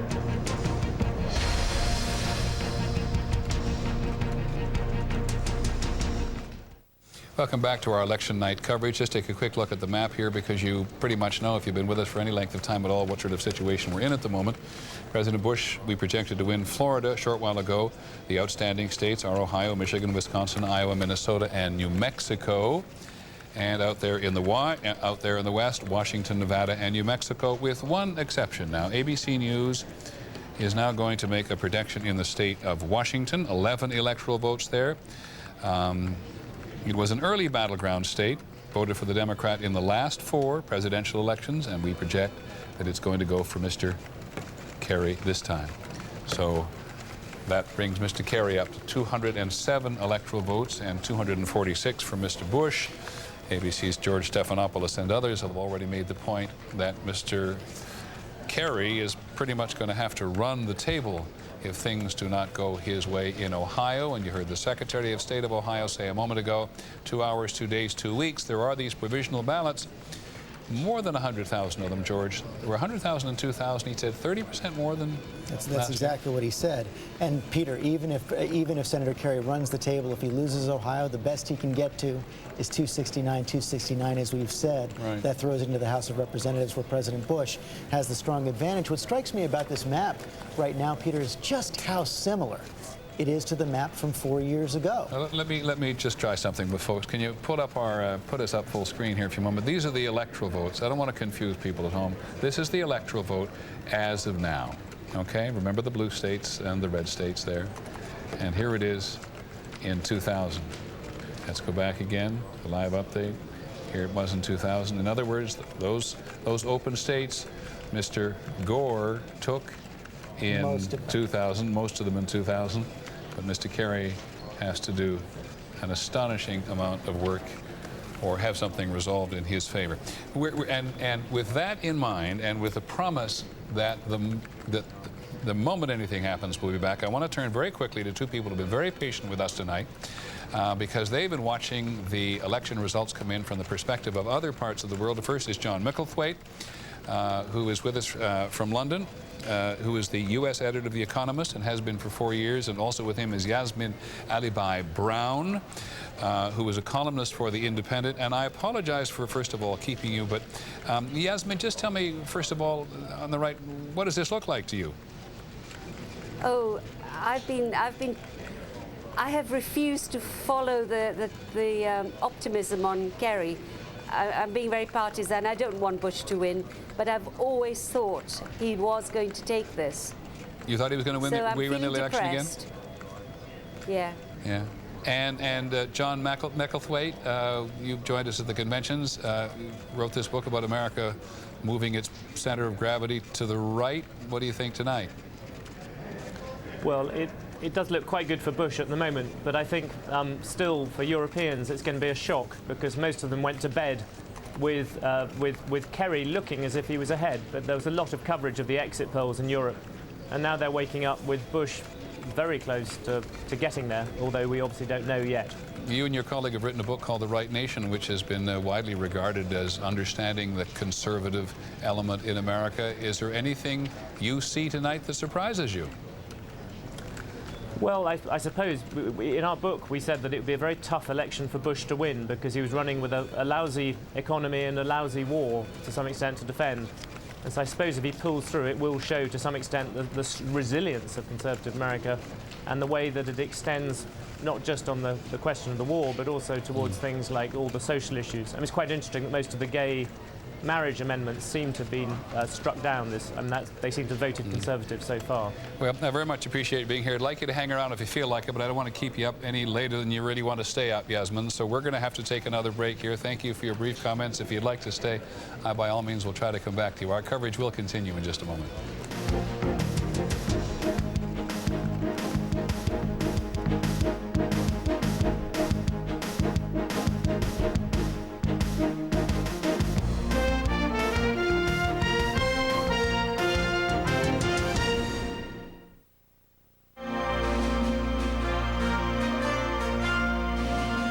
Live coverage of Vote 2004 continues. Here again, Peter Jennings. Welcome back. Just want to remind our affiliates, I think they probably already know this anyway, up and down the line, that we're going to stay on the air. Under other circumstances, we might have gone away, but under these circumstances, we're not going anywhere. Take a look at the map and you'll know why. Because while ABC News has now projected that Mr. Bush is going to win in all those red states, and Mr. Kerry in the blue states, Ohio is just hanging there at the moment, and we are not yet prepared to make a projection. The Secretary of State from Ohio said a moment ago, spoke mostly clearly there about the status of the provisional ballots. Jake Tapper, who does our ballot watch for us. Jake, is there any more to add on the question of the provisional ballots in Ohio and whether or not they may be what we're waiting for to make the difference between a win or a loss? Well, a source that we have in the Secretary of State's office says that his rough estimate for how many provisional ballots there will be is 150,000. That could be larger than the margin of victory of whoever wins, which makes it a very, very complicated process to declare Ohio a clear win for either candidate at this point. Okay, Jake, many thanks very much. Now take a look at the map again, because in this particular instance you have to go down to the lower left-hand corner to see that which is normally at the upper left-hand corner. ABC is now going to make a projection that the 3 electoral votes in Alaska, as somebody once said, too far and too Republican for Democratic candidates to visit. ABC News projects that Alaska down here is going to go to Mr. Bush. And so that's 3 electoral votes more for Mr. Bush, 249, 207 for Mr. Kerry. That is no surprise, George, but again, just to remind people who've joined us late of the dilemma for Mr. Kerry. None at all. That shows very, very clearly now, unless Senator Kerry wins Ohio, President Bush is the next president, because if President Bush picks up those 20 electoral votes in Ohio, that will bring him up to 269. That means the worst he could do, even if Senator Kerry runs the rest of the table, is to have a 269-269 tie. That will throw it into the House of Representatives. There are more states controlled by Republicans than states controlled by Democrats in the House of Representatives. President Bush is president. Now, you more than anybody else earlier this evening, and yesterday too, talked about Nevada as a battleground. We talked about Yucca Mountain. We talked about Las Vegas, this fastest growing city in the United States. Anything more to add about Nevada at this point? And I don't even know what the popular vote is in Nevada. We should look at the popular vote. We know they've been fighting it out all evening in Nevada. It was a state that John Kerry did try for, did put on his battleground list early in the campaign, went back there several times, advertised there early on. Stop for just a second. That's New Mexico we're looking at. We'd actually like to talk about Nevada. Okay, we'll stop about Nevada for just a second. Here's the popular vote with 17% of the precincts reporting. Remember, it's a lot earlier in the West than it is here in the East. With 17% of the precincts in Nevada reporting, Mr. Kerry has 50% of the popular vote, and Mr. Bush has 49%. So he's holding there's his own nothing in it. He's holding his own, but nothing there at the moment. That's exactly right. And New Mexico, of course, will also be very closely contested. Vice President Gore won that by only 366 votes last time around. President Bush was trying to go there time and time again during this campaign as an insurance policy against the loss of one of the big states up in either Ohio, Florida, or Pennsylvania. We'll see if he needs it later on. The governor of New Mexico, Bill Richardson, former ambassador to the United Nations, was seemingly very confident that he would, in the final analysis, be able to deliver this to Mr. Kerry. And we'll see if he can at the end of the night. He's a tremendously popular governor of that state, just as Jeb Bush, very, very popular governor of Florida. While we're looking at this map with the southern United States going as red as it is, I want to bring back in Linda Douglas from Capitol Hill, because, you know, Linda covers on a day-to-day basis the representatives from these southern states. And I know you raised the point earlier, Linda, whether or not the Democrats have lost the South forever. Well, you know, this is always a discussion that the Democrats have every campaign, and only Bill Clinton really seemed to be able to get around this. And then that is, of course, the growing Republicanization of the South. You saw Zell Miller, the Democratic senator from Georgia, who endorsed President Bush, who has been ranting really, here in the Senate about how Democrats don't understand values, they don't understand the religion of people in the South, they don't understand the needs of gun owners, they don't understand how people at home watching TV think their way of life, their lifestyles are threatened by all the kind of explicit stuff that's on television.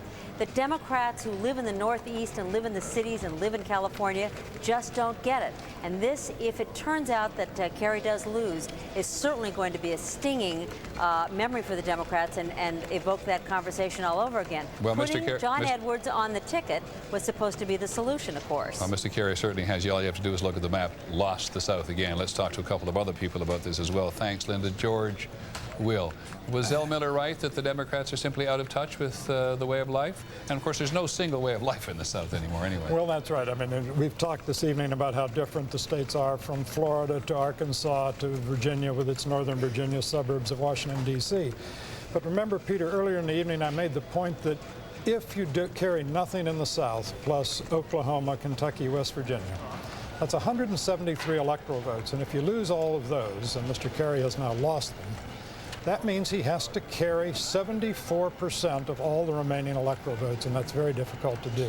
One point about Nevada. Can I hold you on Sure. Nevada for a second? Because I know you want to make an observation, but I want to get Michael Beschloss. And that, of course, is Zell Miller we were looking at on the video there, the Democratic, retiring Democrat, senator from Georgia who made this stinging attack on John Kerry at the Republican convention, is under the skin of every Democrat. But he's the one who said, not only in person, but has said in his book, that he thinks that Democrats, as Linda Douglas said, are out of touch with a way of life in the South that he believes crosses all demographic lines. Michael Beschloss, our historian on this. Well, you know, Peter, sometimes people forget that until fairly recently, the heart of the Democratic Party was southern states. Even in the 1950s, when Adlai Stevenson was losing huge elections to Dwight Eisenhower, the states he got were in the South because that's where the Democratic Party was. 1964, Lyndon Johnson signed the Civil Rights Act.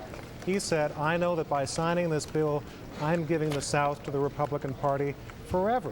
But you know, since then, there have been two Democrats who have been able to win elections as president.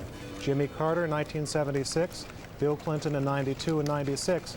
And I think it's not by coincidence that these were two people who not only came from the South and were able to carry southern states, but they had grown up among conservatives. They knew how to talk about liberal values in a way that was not offensive to people in the Midwest and the border states and the South.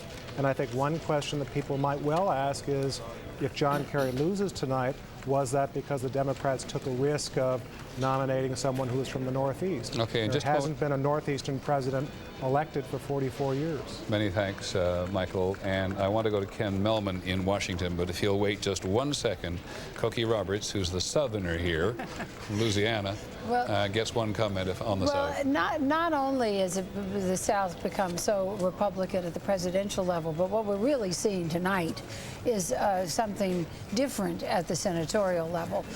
For Fritz Holling's seat to go Republican, for John Edwards, the candidate on the Democratic ticket in North Carolina's seat to go Republican, and apparently for the seat in Louisiana, it's looking very much like it, for the first time ever, will go Republican. I mean, we're talking about a much more Republican South than we've ever seen before. Many thanks, Cokie. And the rest of you, George, will come back to you on Nevada in just a minute, but I want to talk first to Ken Melman with the Bush campaign, who's joined us again from Washington tonight.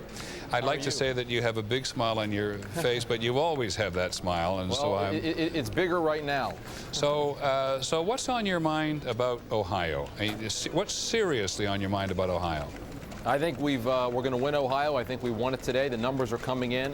Another of the networks, Fox News, called Ohio for the president. I believe others will follow suit. I think that if you look at the numbers, what you're seeing is this.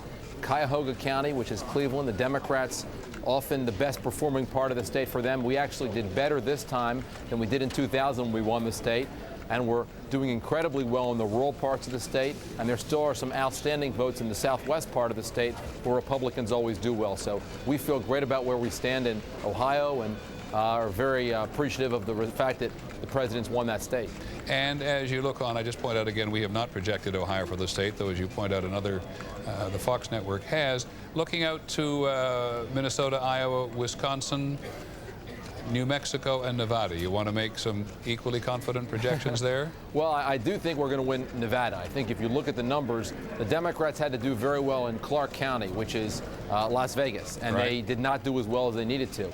In terms of the other states, I think they're all very close. I think that Wisconsin's going to be very close, Iowa's going to be very close, New Mexico very close. All three will come right down to the wire.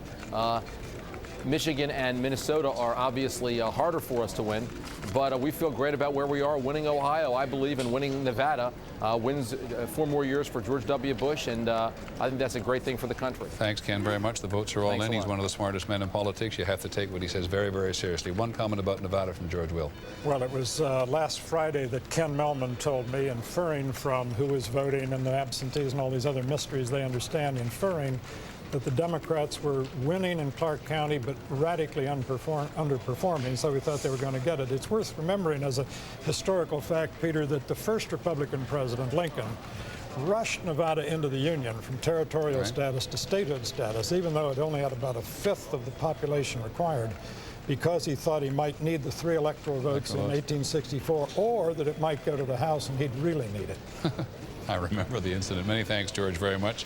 On Nevada and Ohio, our coverage will continue in just a moment. Vote 2004, Election Night. Brought to you by Chrysler. Inspiration comes standard. This ABC News special will continue in a moment.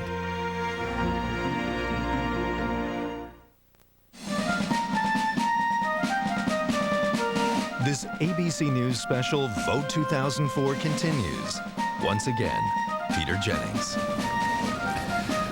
Welcome back to our coverage. We've been, obviously, all of us sitting around here talking about Ohio, and as Cokie Roberts and I were just mentioning, and you found it out in Ohio during the campaign, this is all about economics versus the moral issues, about the character issues. In Cincinnati, for example, which was the base for this very powerful and successful campaign in favor of an amendment to ban gay marriage in the state, the head of that movement told me about 2 weeks ago that they had enlisted in their campaign about 1,000 evangelical churches. And if you have successfully engaged 1,000 churches and their membership in various parts of the state, you have pulled in a hugely powerful force in terms of driving the moral character notions of the election. And if it is true that in Cuyahoga County up in the northeast, around Cleveland, George Stephanopoulos, that the Democrats have not produced the turnout. Ken Millman says they haven't produced the turnout they'd anticipated. That's where they had to get it, Peter. That's right. They had to get it across the Northeast, from Cleveland across into Youngstown, the places that have the highest proportion of African-American votes and also have been hardest hit by the loss of manufacturing jobs over the last 4 years, Youngstown especially in that steel belt. And they had to produce in the big city of Columbus, in the city of Dayton, in the city of Toledo, because they would lose the suburbs and the rural areas. Let's go to our political director, Mark Halpin, to see what else you can contribute on the state of Ohio, or for that matter, any other issue. Well, Peter, the exit poll matches up what you found when you went to Cincinnati. It's nice when that works out, that the reporting matches up with what we found as we talked to voters in Ohio today. Supporters of, before I get to the gay marriage ban, let me just tell you, Kerry supporters. Stay with that, because that's the graphic that's up. Okay. In gay marriage ban on the ballot, it passed by a decisive margin. They asked Ohio voters if they supported banning gay marriage, and that passed decisively. And of the people who voted for the gay marriage ban, the president won 66% to 34% for Senator Kerry. Pretty decisive. Also, that issue was, we thought, would be a key motivator for a key group, that strong vote for the president among white Protestant churchgoers. They voted overwhelmingly for the president, a key group, not just in Ohio, but in almost all the battleground states. That group voted 70% for the president, 30% for Mr. Kerry. They voted in about the same proportions as they did 4 years ago. And then one other number from Ohio, Peter. Kerry supporters, their top issue, 42% said it was the economy. For Bush supporters, moral values was cited by 38%. And obviously, a lot of those voters, I'm sure, were concerned with that gay marriage ban. So 40 to 38% on the economy vis-a-vis the so-called moral character issues. Again, for Kerry supporters, the top issue, for almost half of them, 42%, was the economy. For Bush voters, it was moral values, 38% was their top issue. Okay, many thanks, Mark. I know that Kate Snow has got a lot of exit polling information as well, Kate, but I'm not sure your unit is ready. So you tell me, you want to do some exit polls, or do you want us to come back to you in a moment? Which races? Well, you've got a whole mess of them over there, pretty much your call. Well, we could tell you about some of the exit polls in the Senate races, or I could tell you about governors, which we haven't talked about at all. Yeah, we have never touched on governors. Promising people will come back. If anything happens in the battleground state, let's talk about governors. All right, let's do governors. There are 11 races tonight. And there's one important one that I think we should call, that we have been talking about, and that's Mitch Daniels. He's the former director of the Office of Management and Budget under Bush. He's a Republican, and he was trying to unseat Joseph Kernan, the current governor of Indiana, the Democrat, and he has done so. We can project that Mitch Daniels has won that race. So that's a switch over to the Republican column. Republicans currently do hold the majority of governorships in the country, and they're adding to that with Mitch Daniels. Utah, we can project that John Huntsman will become the next governor of Utah. That was a Republican seat. It was a retiring situation. Olene Walker retired, and John Huntsman will take over. In North Dakota, John Hoeven is the projected winner there. The current governor will retain that. In Delaware, Ruth Ann Minner, we project, will keep her seat as the governor. She'll go into her second term. She's the first female governor, by the way, of Delaware. In North Carolina, Michael Easley will go into his second term now, a Democrat. In West Virginia, the projected winner, another Democrat, Joe Manchin. It was Bob Wise. He's retired, and now Joe Manchin will take that seat. In Vermont, Governor Jim Douglas retains his governorship there. He's had a career in Vermont politics. In Missouri, this is still one that's open, Peter. We have not called this one yet. It's Claire McCaskill, the Democrat, taking on Matt Blunt, the Republican. It's open because Claire McCaskill actually booted out the Bob Holden, the governor of Missouri, in the primary, which is unusual. She beat him in the primary, so she's now running against Blunt.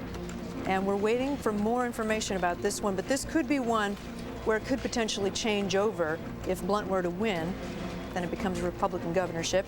A couple of others, tight races, just to quickly tell you about New Hampshire. Craig Benson, the governor there, just a first-term governor. And he's been having some trouble in this race. We talked to a Republican observer up in New Hampshire who said that this is one of the worst-run campaigns in the history of the state of New Hampshire by the GOP. So Benson's having a big fight. And finally in Montana, actually we've got two more. Montana, Brian Schweitzer appears to be doing pretty well there, but we can't call it quite yet. Not enough information there. And in Washington State, where Gary Locke has retired, Christine Gregoire may succeed in taking his place as a Democrat. Okay, many thanks, Kate. Taking us a while to get to the governors, for which I apologize, but it does speak, I think, to the importance of the presidential race. There's still some outstanding Senate races, but the big one is on in the presidential race. What's going to happen in Ohio, New Mexico, Nevada, Minnesota, Iowa, Wisconsin, Michigan also yet to be decided in such a way that we feel confident, fully confident, projecting them. Our coverage will continue in just a moment.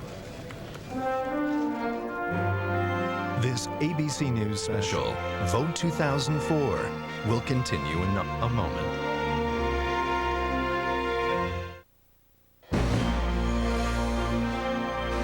This ABC News special, Vote 2004, continues. Once again, Peter Jennings. I keep being reminded how the other real world intrudes on us. ABC's Martha Raddatz, who is our national security correspondent, has been at the Pentagon watching this all night and has not participated in the discussion, but she reminds us about the war, the Iraqi explosion that they heard a short while ago somewhere in Baghdad may have been a car bomb. Yeah, if I can have her, I'd like very much to talk. Hey, Martha, hi. I'm here. Thank you for spending such a long night with us, but I know you're accustomed to this in terms of the war. These little messages I get that the campaign against Fallujah is not begun, of course, but a lot of bombing tonight, and now you send us a message about what you call a vehicle-borne improvised explosive device, yes, the VBIED, which is essentially a car bomb. There was apparently a car bomb at the entrance to the airport, to Baghdad International Airport, at the civilian entrance to the airport. I'm told that as far as car bombs go, it did not cause a great deal of damage, but we don't know the casualty figures yet. As you know, Peter, that has been one of the major problems in Iraq over the last month or so, these car bombs, and you're seeing more and more of them over there. I'm reminded how much and how intensely in the last few weeks the candidates argued about the explosives that were missing in Iraq. As you've been on your email, as any of you are, to commanders and soldiers and Marines in Iraq tonight, what are they saying about this election? Oh, I think there's a great difference of opinion over there. As you know, I was over there, I just got back about a week ago or so, and I think I was surprised at how many soldiers came up to me and said, you know, I'm voting for John Kerry because people don't really understand how bad it is over here. But the next day, someone would come up and say, you know, I'm voting for George Bush because I didn't like what John Kerry said about this being the wrong war at the wrong time. Comments like that strike very deep with soldiers in the field. But I would also add, Peter, that I didn't think a lot of people were paying a great deal of attention. They've got a lot more important things on their hands over there. And I would sit in the mess halls and people wouldn't really be watching television. There's certainly no talk about the debates. And I was over there during the period when there were several debates. Right. They just weren't talking about it. One of the things I don't know that you absolutely know the answer to, maybe the Pentagon knows, is to how many soldiers and Marines in the theater have actually participated in the election. Do we have any idea? I'm not sure about that. I don't have any figures on that yet. And I think you might still see some sort of balloting coming through, some sort of voting from the field. Sometimes that takes a lot longer than you think. It's interesting when... I'm sorry, go ahead. No, that's okay. No, I was going to say it's interesting. It's about several hours from now when you and I are getting up to come to work. You're always up, I notice, looking at your email before I am, that we begin to see this activity from Iraq on a daily basis about the increasing level of violence in the country. And you're seeing it again tonight, aren't you? Yes, and I think particularly, and you pointed out Fallujah, I think Fallujah is really at the boiling point as far as U.S. commanders are concerned, and I think you'll probably see some sort of action as soon as the Iraqi government gives the go-ahead. When I was there, they were certainly starting these airstrikes, more intensified airstrikes, and there was some ground action when I was there as well, but there is a lot of talk, and you've heard some very strong statements from commanders over there saying the status quo cannot stand. Elections have to go forward in this area in Fallujah in order for them to be free and fair elections across the country. Those elections, as you know, are scheduled for January. So I think you're probably on the verge of some sort of action in Fallujah. Certainly don't know any date for that, but they have been very out front about saying this is going to happen. Well, I hate like heck to keep you this late at night, but it's certainly terrific having you. Nobody knows this story better than you do. We're going to come back in just a moment after having talked to Martha Raddatz to talk to the two campaigns, our correspondents with the campaigns, right after this. Vote 2004, Election Night, will continue in a moment.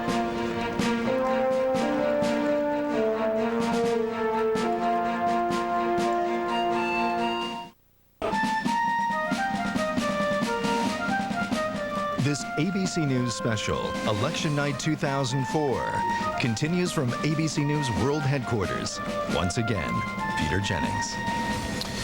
Well, as the nation watched Florida 4 years ago, tonight we are watching Ohio. And we're watching other states to the west, as you can see on our map, and certainly other states in the Midwest, in the upper Midwest tonight. But it is Ohio that everybody is absolutely laser-like focused on at the moment. And there's not recently, just a moment ago, been a statement from the Kerry campaign communications director, Mary Beth Cahill, who says the following: the vote count in Ohio has not been completed. There are more than 250,000 remaining votes to be counted. Believe when they are, John Kerry will win in Ohio.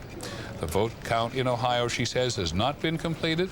There are more than 250,000 remaining votes to be counted. We believe when they are, John Kerry will win in Ohio. There's the popular vote as far as we have it, with 91 precincts reporting 51% for Mr. Bush, and I've lost 49% for Mr. Kerry there, but Mr. Bush with 91% has 105,000 more votes than Mr. Kerry, which takes us to the head of our ballot watch, Jake Tapper.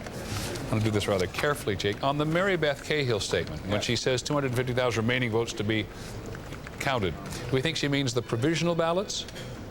Well, it's difficult to know exactly what she means. She means the provisional ballots in combination with the 10% of the votes, roughly 10% of the votes that were cast in a normal way that have yet to be counted. We've been surveying the counties. It's difficult to find out exactly what the hard number is as to how many of these provisional ballots there are to be counted. We think any estimation of 175,000 to 250,000, which is what we were hearing from some Democrats earlier today, we think that's a somewhat unrealistic number. So just based on your own intelligence, no, not your native intelligence, but your reporting intelligence, what do you think you're seeing in Ohio, and are you seeing anything that the rest of us are missing? Well, we see a very tight race, and we see this wild card thrown in there, which is the provisional ballots. These are the ballots, of course, that are cast by individuals who show up to the precincts. They're not on the voting rolls. They insist that they are voters, and there is a roughly 12-day period where Ohio election officials get to count those votes if those are eligible voters. In 2000, 90% of the roughly 100,000 provisional ballots were counted.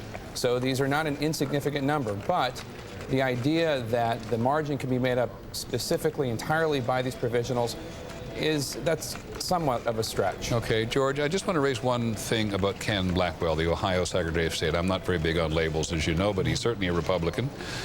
He's regarded in Ohio as a conservative Republican. He's been challenged many times in Ohio on this question of voter issues by the Democrats. And he's been feeling the pressure. In the final days of the campaign in Ohio, he actually broke with his Republican Attorney General and his national party and said that he did not want poll challenges inside the polling places in the final days. That was something that was litigated by the rest of the Republican Party.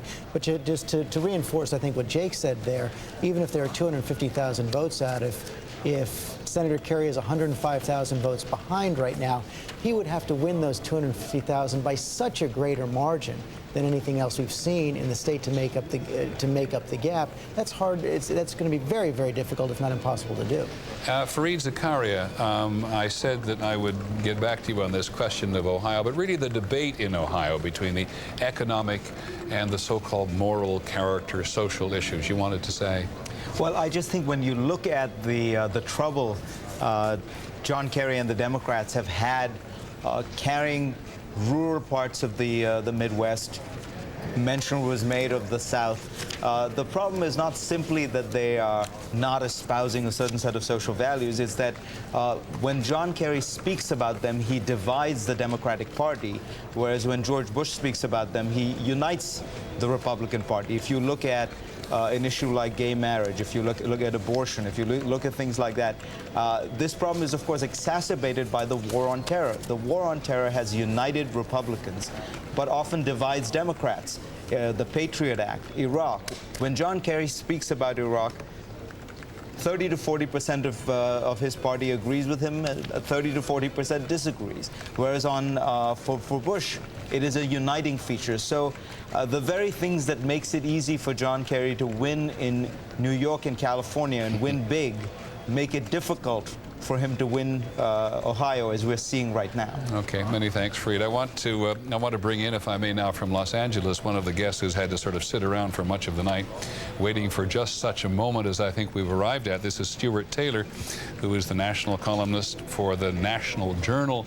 And Stuart, if I may remind you of something you wrote in a recent column with which I suspect you're very familiar. American politics has never been and never will be a thing of beauty.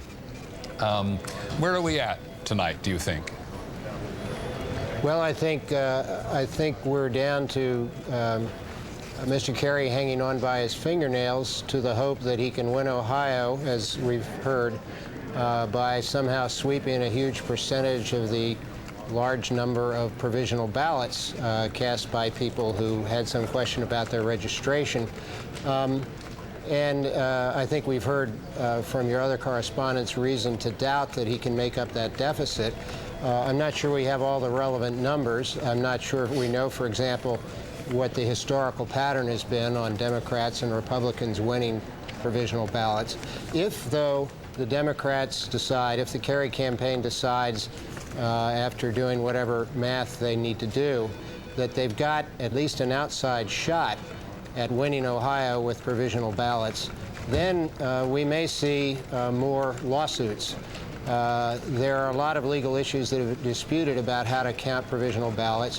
One is, what if the voter goes to the wrong precinct and casts a provisional ballot? Must it be counted? Kenneth Blackwell, the Ohio Secretary of State, has said no. His decision was upheld by a federal appeals court about 8 days ago. Right. I'm not sure whether it's still possible to appeal that to the Supreme Court. Let me finish your statement in all fairness, the way you actually wrote it the other day. American politics has never been and never will be a thing of beauty unless and until genetic engineers purge selfishness, dishonesty, tribalism, and irrationality from human nature. It's a great phrase. As you look at the election... And they're working on that, I'm glad to say. As you look at the election tonight, how do you think it's by and large going? I don't mean in terms of partisan terms, in terms of the process with which you've been so concerned. The process, one concern that I think a lot of people had, and I had, which is that we would be, that there would be a flurry of lawsuits in a lot of battleground states that would tie up everything in litigation and would see Bush versus Gore, maybe something worse. That does not appear to have been happening. I think the reason is a lot of the issues were resolved.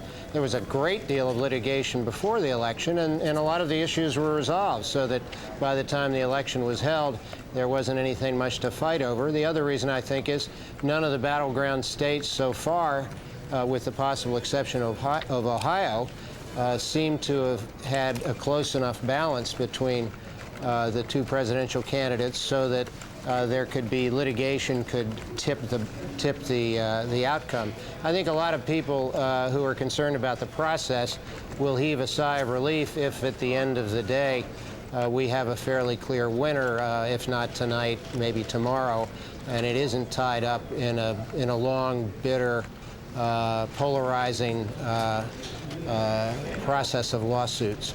As you look at the map tonight, a map which I know you're not altogether happy has been done just in reds and blues, do you think you're looking at a partisan nation which will have some difficulty recovering from the angst of its partisanship? Yes and no. There's been some interesting research, including some by a political scientist, Morris Fiorino of Stanford, that the nation itself is really not very polarized, that Americans are by and large as tolerant and as willing to get along with one another, in some ways more tolerant than they were 20 or 30 years ago.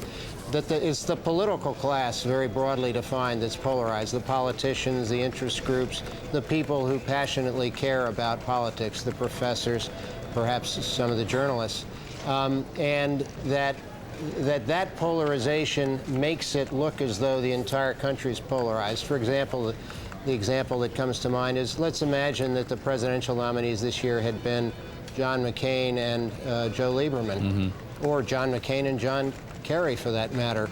I think it would have been a much less polarizing an election. I'm not saying those would have been better nominees. That's not the point.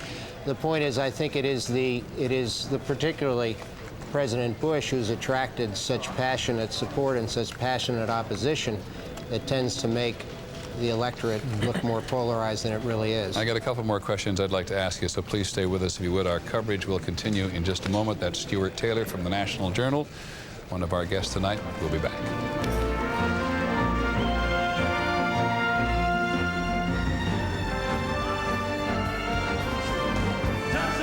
Vote 2004, Election Night, will continue in just a moment.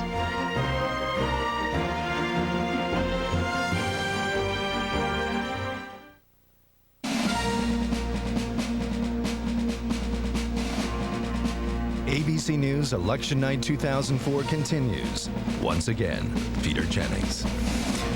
Well, we don't know absolutely where this is going at the moment, and we're pressing the Kerry campaign, we're pressing the Bush campaign on a variety of issues, but take a look at our map and you can see precisely where we are at the moment. Ohio, the Kerry people have no apparent interest, nor should we even force them to have an apparent interest in conceding in Ohio, but ABC News is not in a position to confidently project in Ohio with the number of provisional ballots in question and not the entire state reported or counted. And I guess you all know, who've paid any attention to the debate and the justified criticism of the media, particularly the networks and the cables after 2000, but we are not in a great hurry to risk saying something about which we are not certain. Yes, George.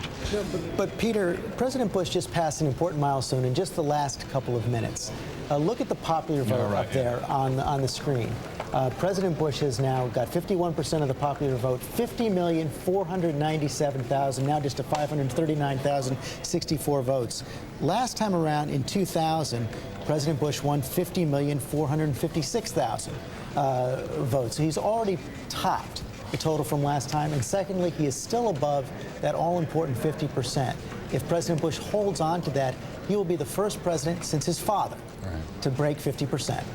And much more importantly, I suspect from his point of view, however competitive he may or may not be with his father, if he holds on and he is the president again, he will, if he wins the popular vote, be able to say, I won both. Fair and square, and I won both of them. Absolutely right. Okay, I want to go back to Stuart Taylor from the National Journal, who's been hanging around for quite a long time. Stuart, we're very grateful for you hanging around, but I want you to make the one point again, which I feel I share with you, which is to say that the country is never quite as divided on a whole mess of issues as we in the media say it is.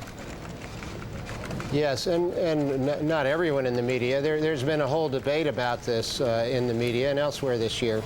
But I think the deepest research I've seen, public surveys of public opinions on issues like abortion, for example, show that the public there's a fairly broad spectrum of people in the public who are kind of ambivalent. They want abortion to be legal some of the time. They don't want it to be legal all of the time. Gun control. They're not quite sure. And whereas the political forces are arrayed into passionately pro-abortion rights groups that want even very late-term abortions to be virtually an option at any time, and passionately anti-abortion groups who want to ban it entirely. There's been some discussion about which side might take defeat in this election better. I've heard it argued by at least one of my colleagues here that if the Republicans had lost tonight, they would have taken defeat with a greater grace than if the Democrats lose again. What do you think? Well, I think there's two cross-cutting things. One, the Democratic bitterness against President Bush is very powerful and will not go away. However, the fact that if he wins, and if he wins a popular vote victory, that will perhaps erase one of the great complaints Democrats have about President Bush, which is that, of course, he became president after losing the popular vote in the 2000 election and after a very disputed electoral count in Florida and all that. If he wins a narrow but undisputed victory here, it will no longer be possible to question the legitimacy of his holding office. People still may not like what he does. Many thanks, Stuart. Please don't leave unless you have to. Stuart Taylor from the National Journal with us this evening. I want to check in on the campaigns at the moment. The Bush campaign staff has apparently moved from its headquarters over to the Reagan building, where we've had that sort of large shot earlier this evening of where they intend to celebrate if they ultimately do celebrate. ABC's Terry Moran is at his White House post. Terry, what's going on? Well, Peter, the senior staff here, the president's closest aides, his family, they are all gathered in the West Wing. They brought some photographers up a little while ago in a very celebratory mood here. They think they've got this thing won. They are very confident in that. Vice President Cheney arrived a little while ago. They're working on the speech right now. Obviously, there are votes yet to be counted in Ohio and elsewhere, but I must say there is a unanimity of opinion in the Bush campaign. They think they've got this won, and one of the things that they think did it for them was that vast Amway-style network of church members, neighbors, who called each other. It wasn't organized in a professional way, but a volunteer way, and it was organized over the course of 4 years, and that, they believe, has come through for them tonight. Terry, thanks very much. Just before I go to Dean Reynolds on the Kerry campaign, this brings up the question of the get the vote out effort. And as we've said several times in the past few weeks, the Democrats farmed theirs out to some extent to professional organizations formed for this very purpose, and the Republicans, so to speak, kept it in the family. What does this tell you? Well, I mean, what the Democrats will say that they also had a lot of volunteers as well. In fact, they point out that they tripled the number of volunteers nationwide. But what the Republicans were doing is making a virtue out of necessity. They have not had the outside allies, the foot soldiers like the Democrats have had in the past, mostly organized labor, union members. So they tried to build a new network, going to the churches, as we've talked about several times this evening. And Karl Rove invested a lot of time and attention and money into this effort over the last 4 years. They know that in past campaigns they were beaten on the ground, and they were determined not to let it happen this time. ABC's Dean Reynolds, who covers the Kerry campaign. Dean, in Boston? Well, Peter, you know, when one side in a very close election has to keep asserting its confidence, it tells you something about the level of its confidence. And frankly, the Kerry campaign, and it's now raining, drizzling here, which further dampens the mood, has been trying to buck itself up for the last, I'd say, about 6 hours. It was only about 12 hours ago that they were feeling really good. And earlier this morning when we arrived in Massachusetts, I couldn't find any Kerry campaign folks who didn't think they were going to win. They must be well and truly shocked tonight, especially about the loss of Ohio. If there was one state in the whole country where they thought they could make the economic arguments stick, it would be Ohio, which has lost more than 200,000 jobs during George Bush's presidency. Let me ask you a question which I'm sure you've certainly twigged me there. Do you believe that the Kerry campaign is conceding Ohio? Because we've not, I hate to put you in an embarrassing position here, we've not projected Ohio. No, but everybody else has, and I think they can watch television as well as everybody else. Their claim about these provisional ballots, that's going to be a long stretch, and it has the whiff of legal action, frankly, and I don't know that there's a lot of stomach for that throughout the entire campaign. Okay, thanks very much. Dean Reynolds with the Kerry campaign. When we come back, we will talk to an attorney in Washington, Stanley Brand, who knows a lot about challenging elections. If it comes to that, we'll see what his opinion is. Hope you'll stay with us. ABC News coverage of Vote 2004 will continue in a moment.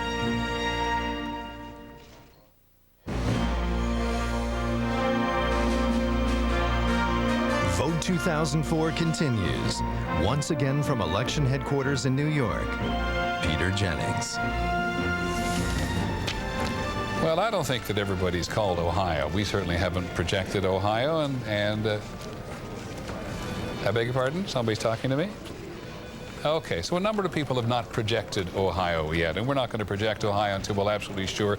And there are a couple of reasons why we're being very cautious about Ohio. One of them has to do with Hamilton County in Cincinnati. Mark Halpert, you and I were separately, I think, in Cincinnati in the last 2 or 3 weeks, and they have an issue in one county, as I recall, that may contribute to their overall state counting problem. It's a local race where they may have to count the ballots by hand, and that may be slowing down some of the returns. The Kerry campaign is staking their hopes now on just a few votes coming in, and then on these provisional ballots that we've been discussing. There was a scandal with the Republican candidate for what, Attorney General?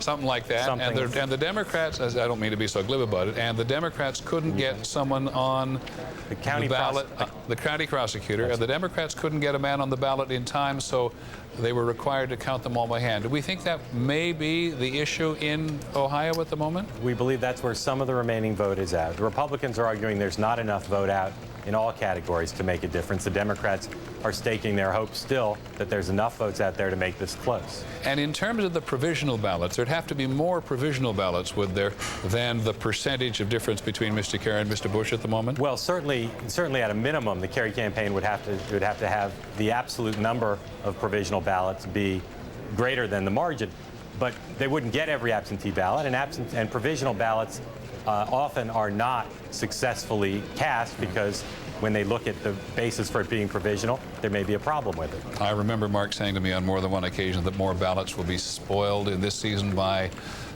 voter error than any fraud in the country. But one quick note from Cokie Roberts in terms of looking, we're all looking at these numbers all the time now. Cokie, the independent voters in Ohio, stunning number from you. This isn't just Ohio, Peter. This is nationwide.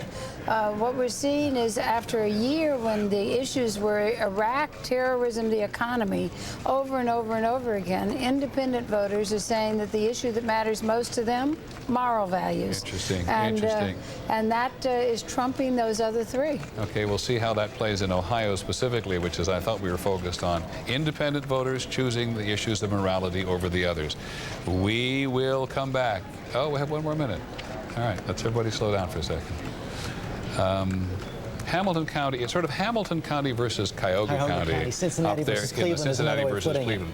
And this brings us back, of course, to the whole question of get out the vote campaign. Earlier in the day, the Democrats were positively ebullient about their get-out-the-vote efforts. Sure were. And what might have happened, and this is from reading the tea leaves and the early returns that we've seen, is that the Democrats got their vote out, but sure enough, the Republican Party and that Amway operation that Terry Moran was talking about just a few minutes ago got its vote out as well, and both sides lifted up.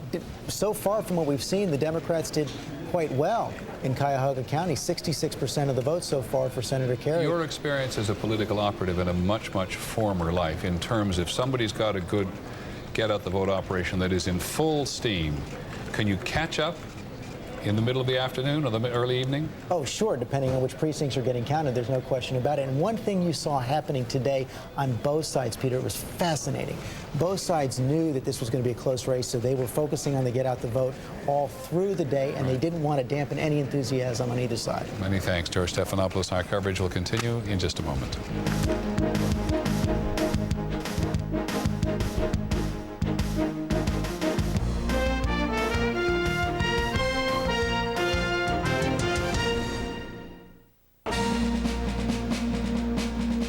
This ABC News special, Election Night 2004, continues. Once again, Peter Jennings.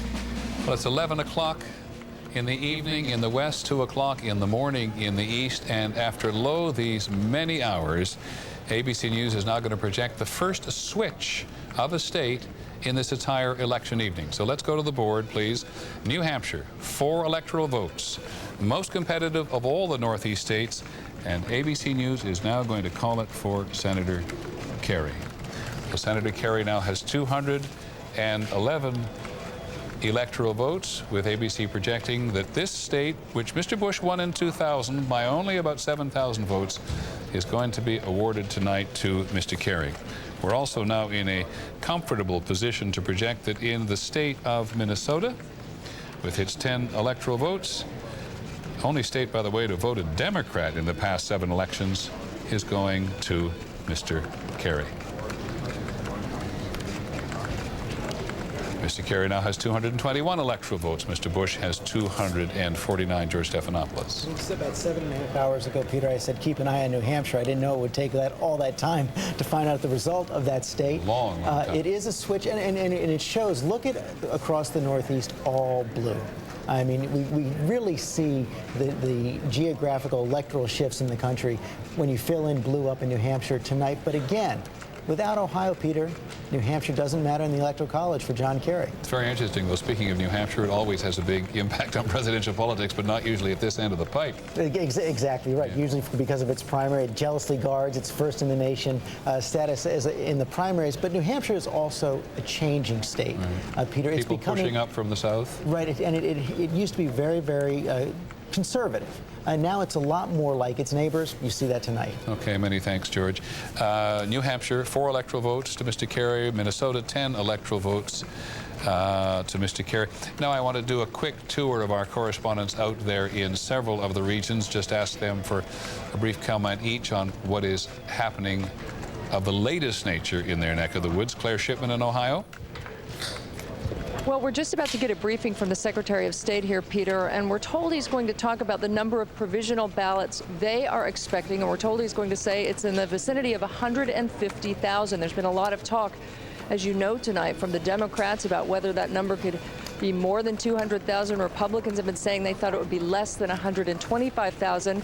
It's all critical, as you know, because if that number is greater than the margin of victory, then I think the Democrats think there's a reason to ask that all of those ballots are counted, and they may still have a reason to hope. One of the reasons that they think many of those provisional ballots might be Democratic votes is because so many of the newly registered voters are probably the ones who ended up having to cast the provisional ballots, and they've thought all along that most of the newly registered were likely to vote Democrat. Okay, thank Claire very much. It's probably a bit late in the evening to be telling you once more time about provisional ballots, but people show up.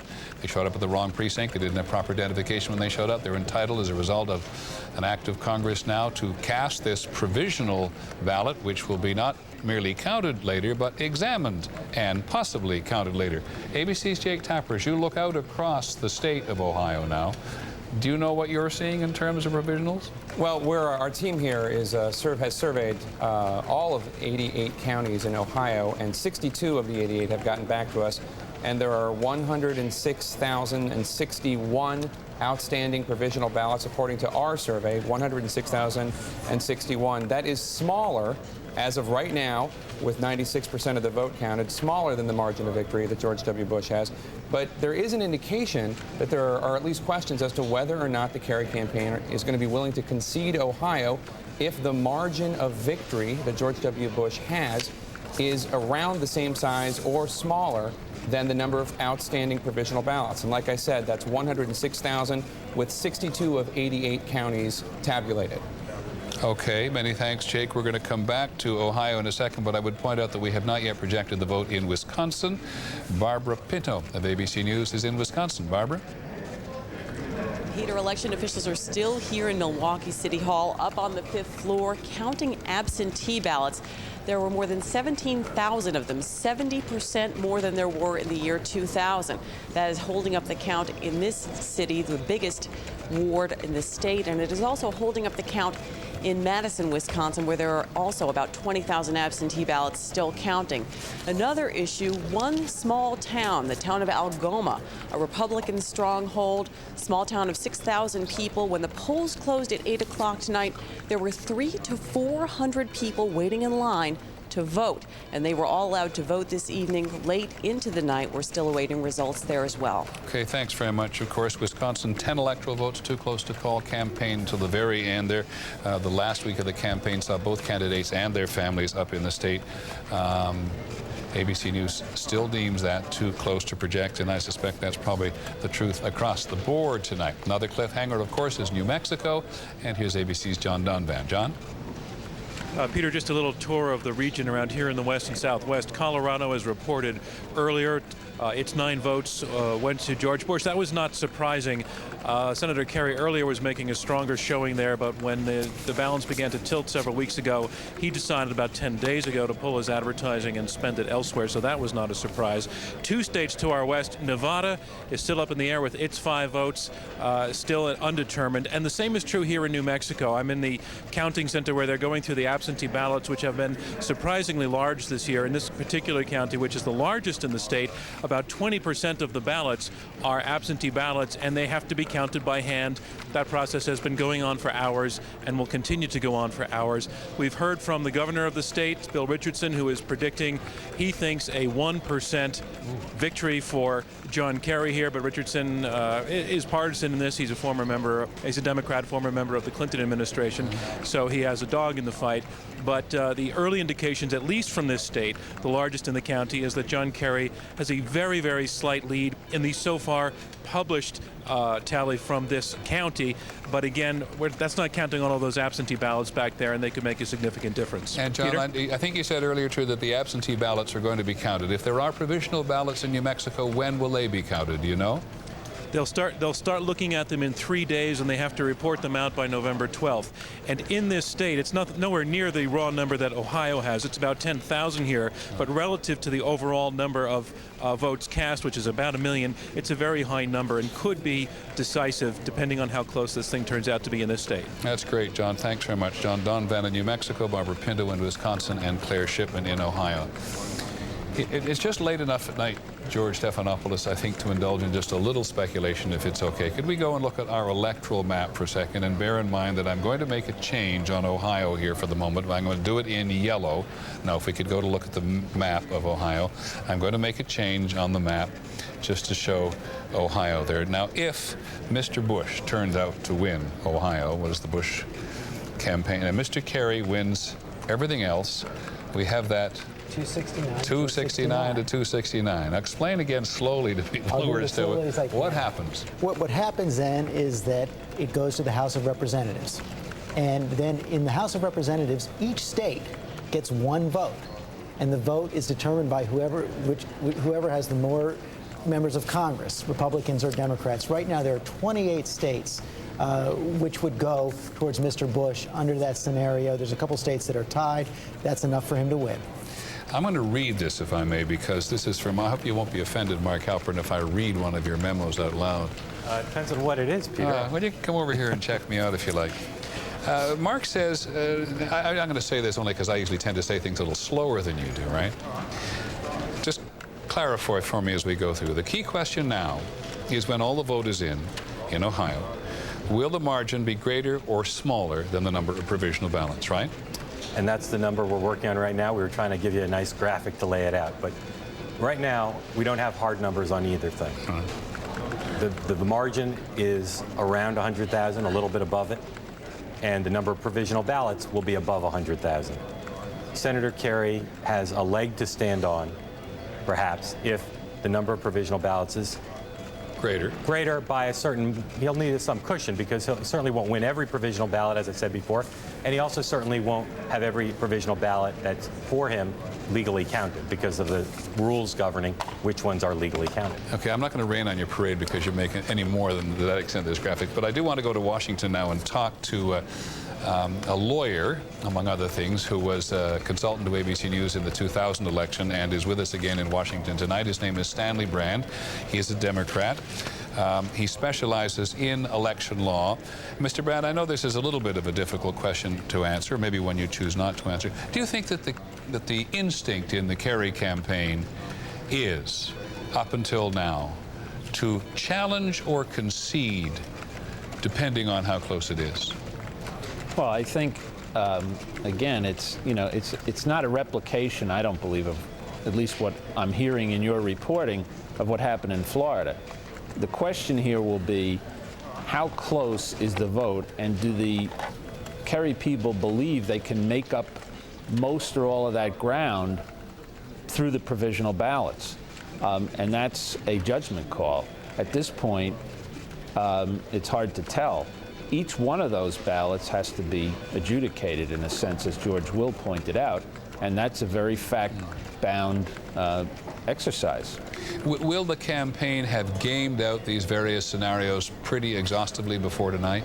I would think they've thought about this one since the provisional ballot mechanism was one that everybody was aware of and was put in place specifically to address the problems that arose in 2000 in Florida.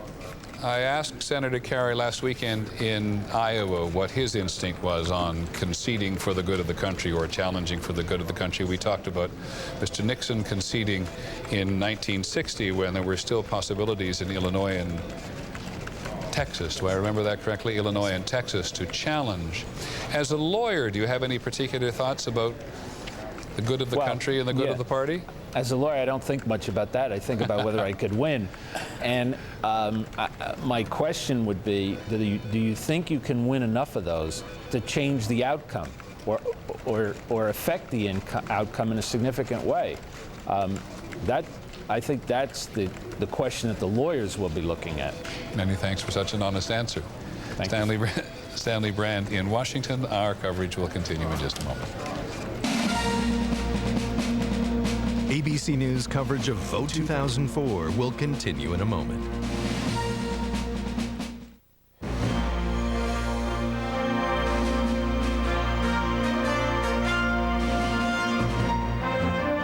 This is the 2004 vote. Once again from ABC News election headquarters, Peter Jennings.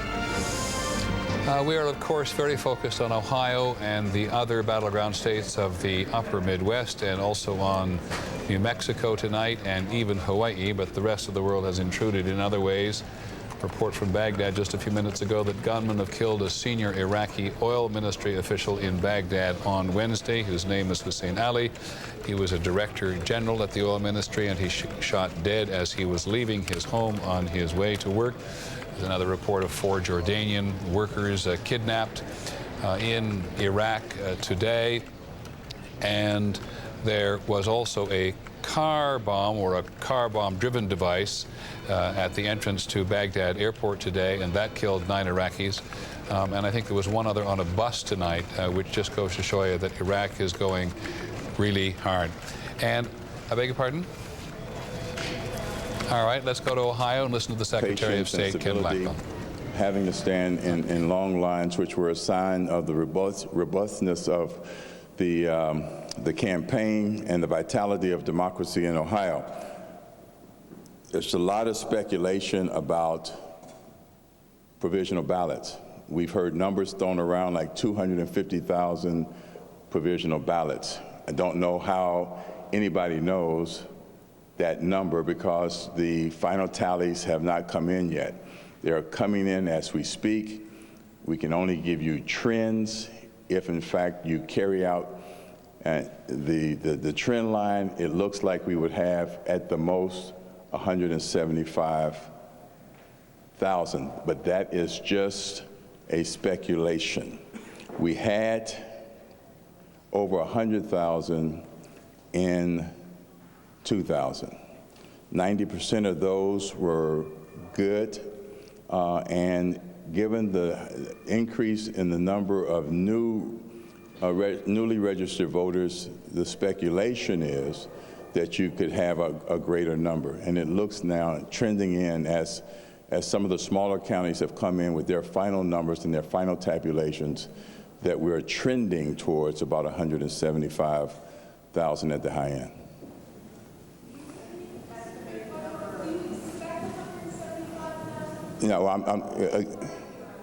No, I said that it's trending towards that. Yeah, but we will not know, and nobody knows how many provisional ballots we have had cast until all of the tabulations have come in from across the state. I know you said you're not in the business of calling elections, but do you think that some people are prematurely? Again, I'm not in the business of projections. That's what you guys do. I'm in the business of managing and administering fair and efficient elections, and that's what we've done in the state of Ohio in the 2000 presidential election. So that's Ken Blackwell, the Secretary of State in Ohio, who's saying the same things in a news conference out there. I think he said to us a little while ago. But let us just go through these too close to project states at the moment, because even though they're too close to project now, as we'll talk in just a minute with George Stephanopoulos and Mark Halperin, there may be shifts that will account for a whole lot of other potential goings-on. But just take a look now, if you would, at the popular vote in these various states which are still too close to project. Let's start with Ohio. With 97% of the precincts reporting, Mr. Bush has the edge in the popular vote, 2,702,000. Mr. Kerry's 2,500,000 and almost 600,000. In Michigan, with 77% of the precincts reporting, Mr. Kerry has the edge with 1,813,000 approximately. Mr. Bush with 1,704,000. In Wisconsin, also too close for us to project, 86% of the precincts reporting Mr. Kerry has 1,254,000. Mr. Bush, 49%,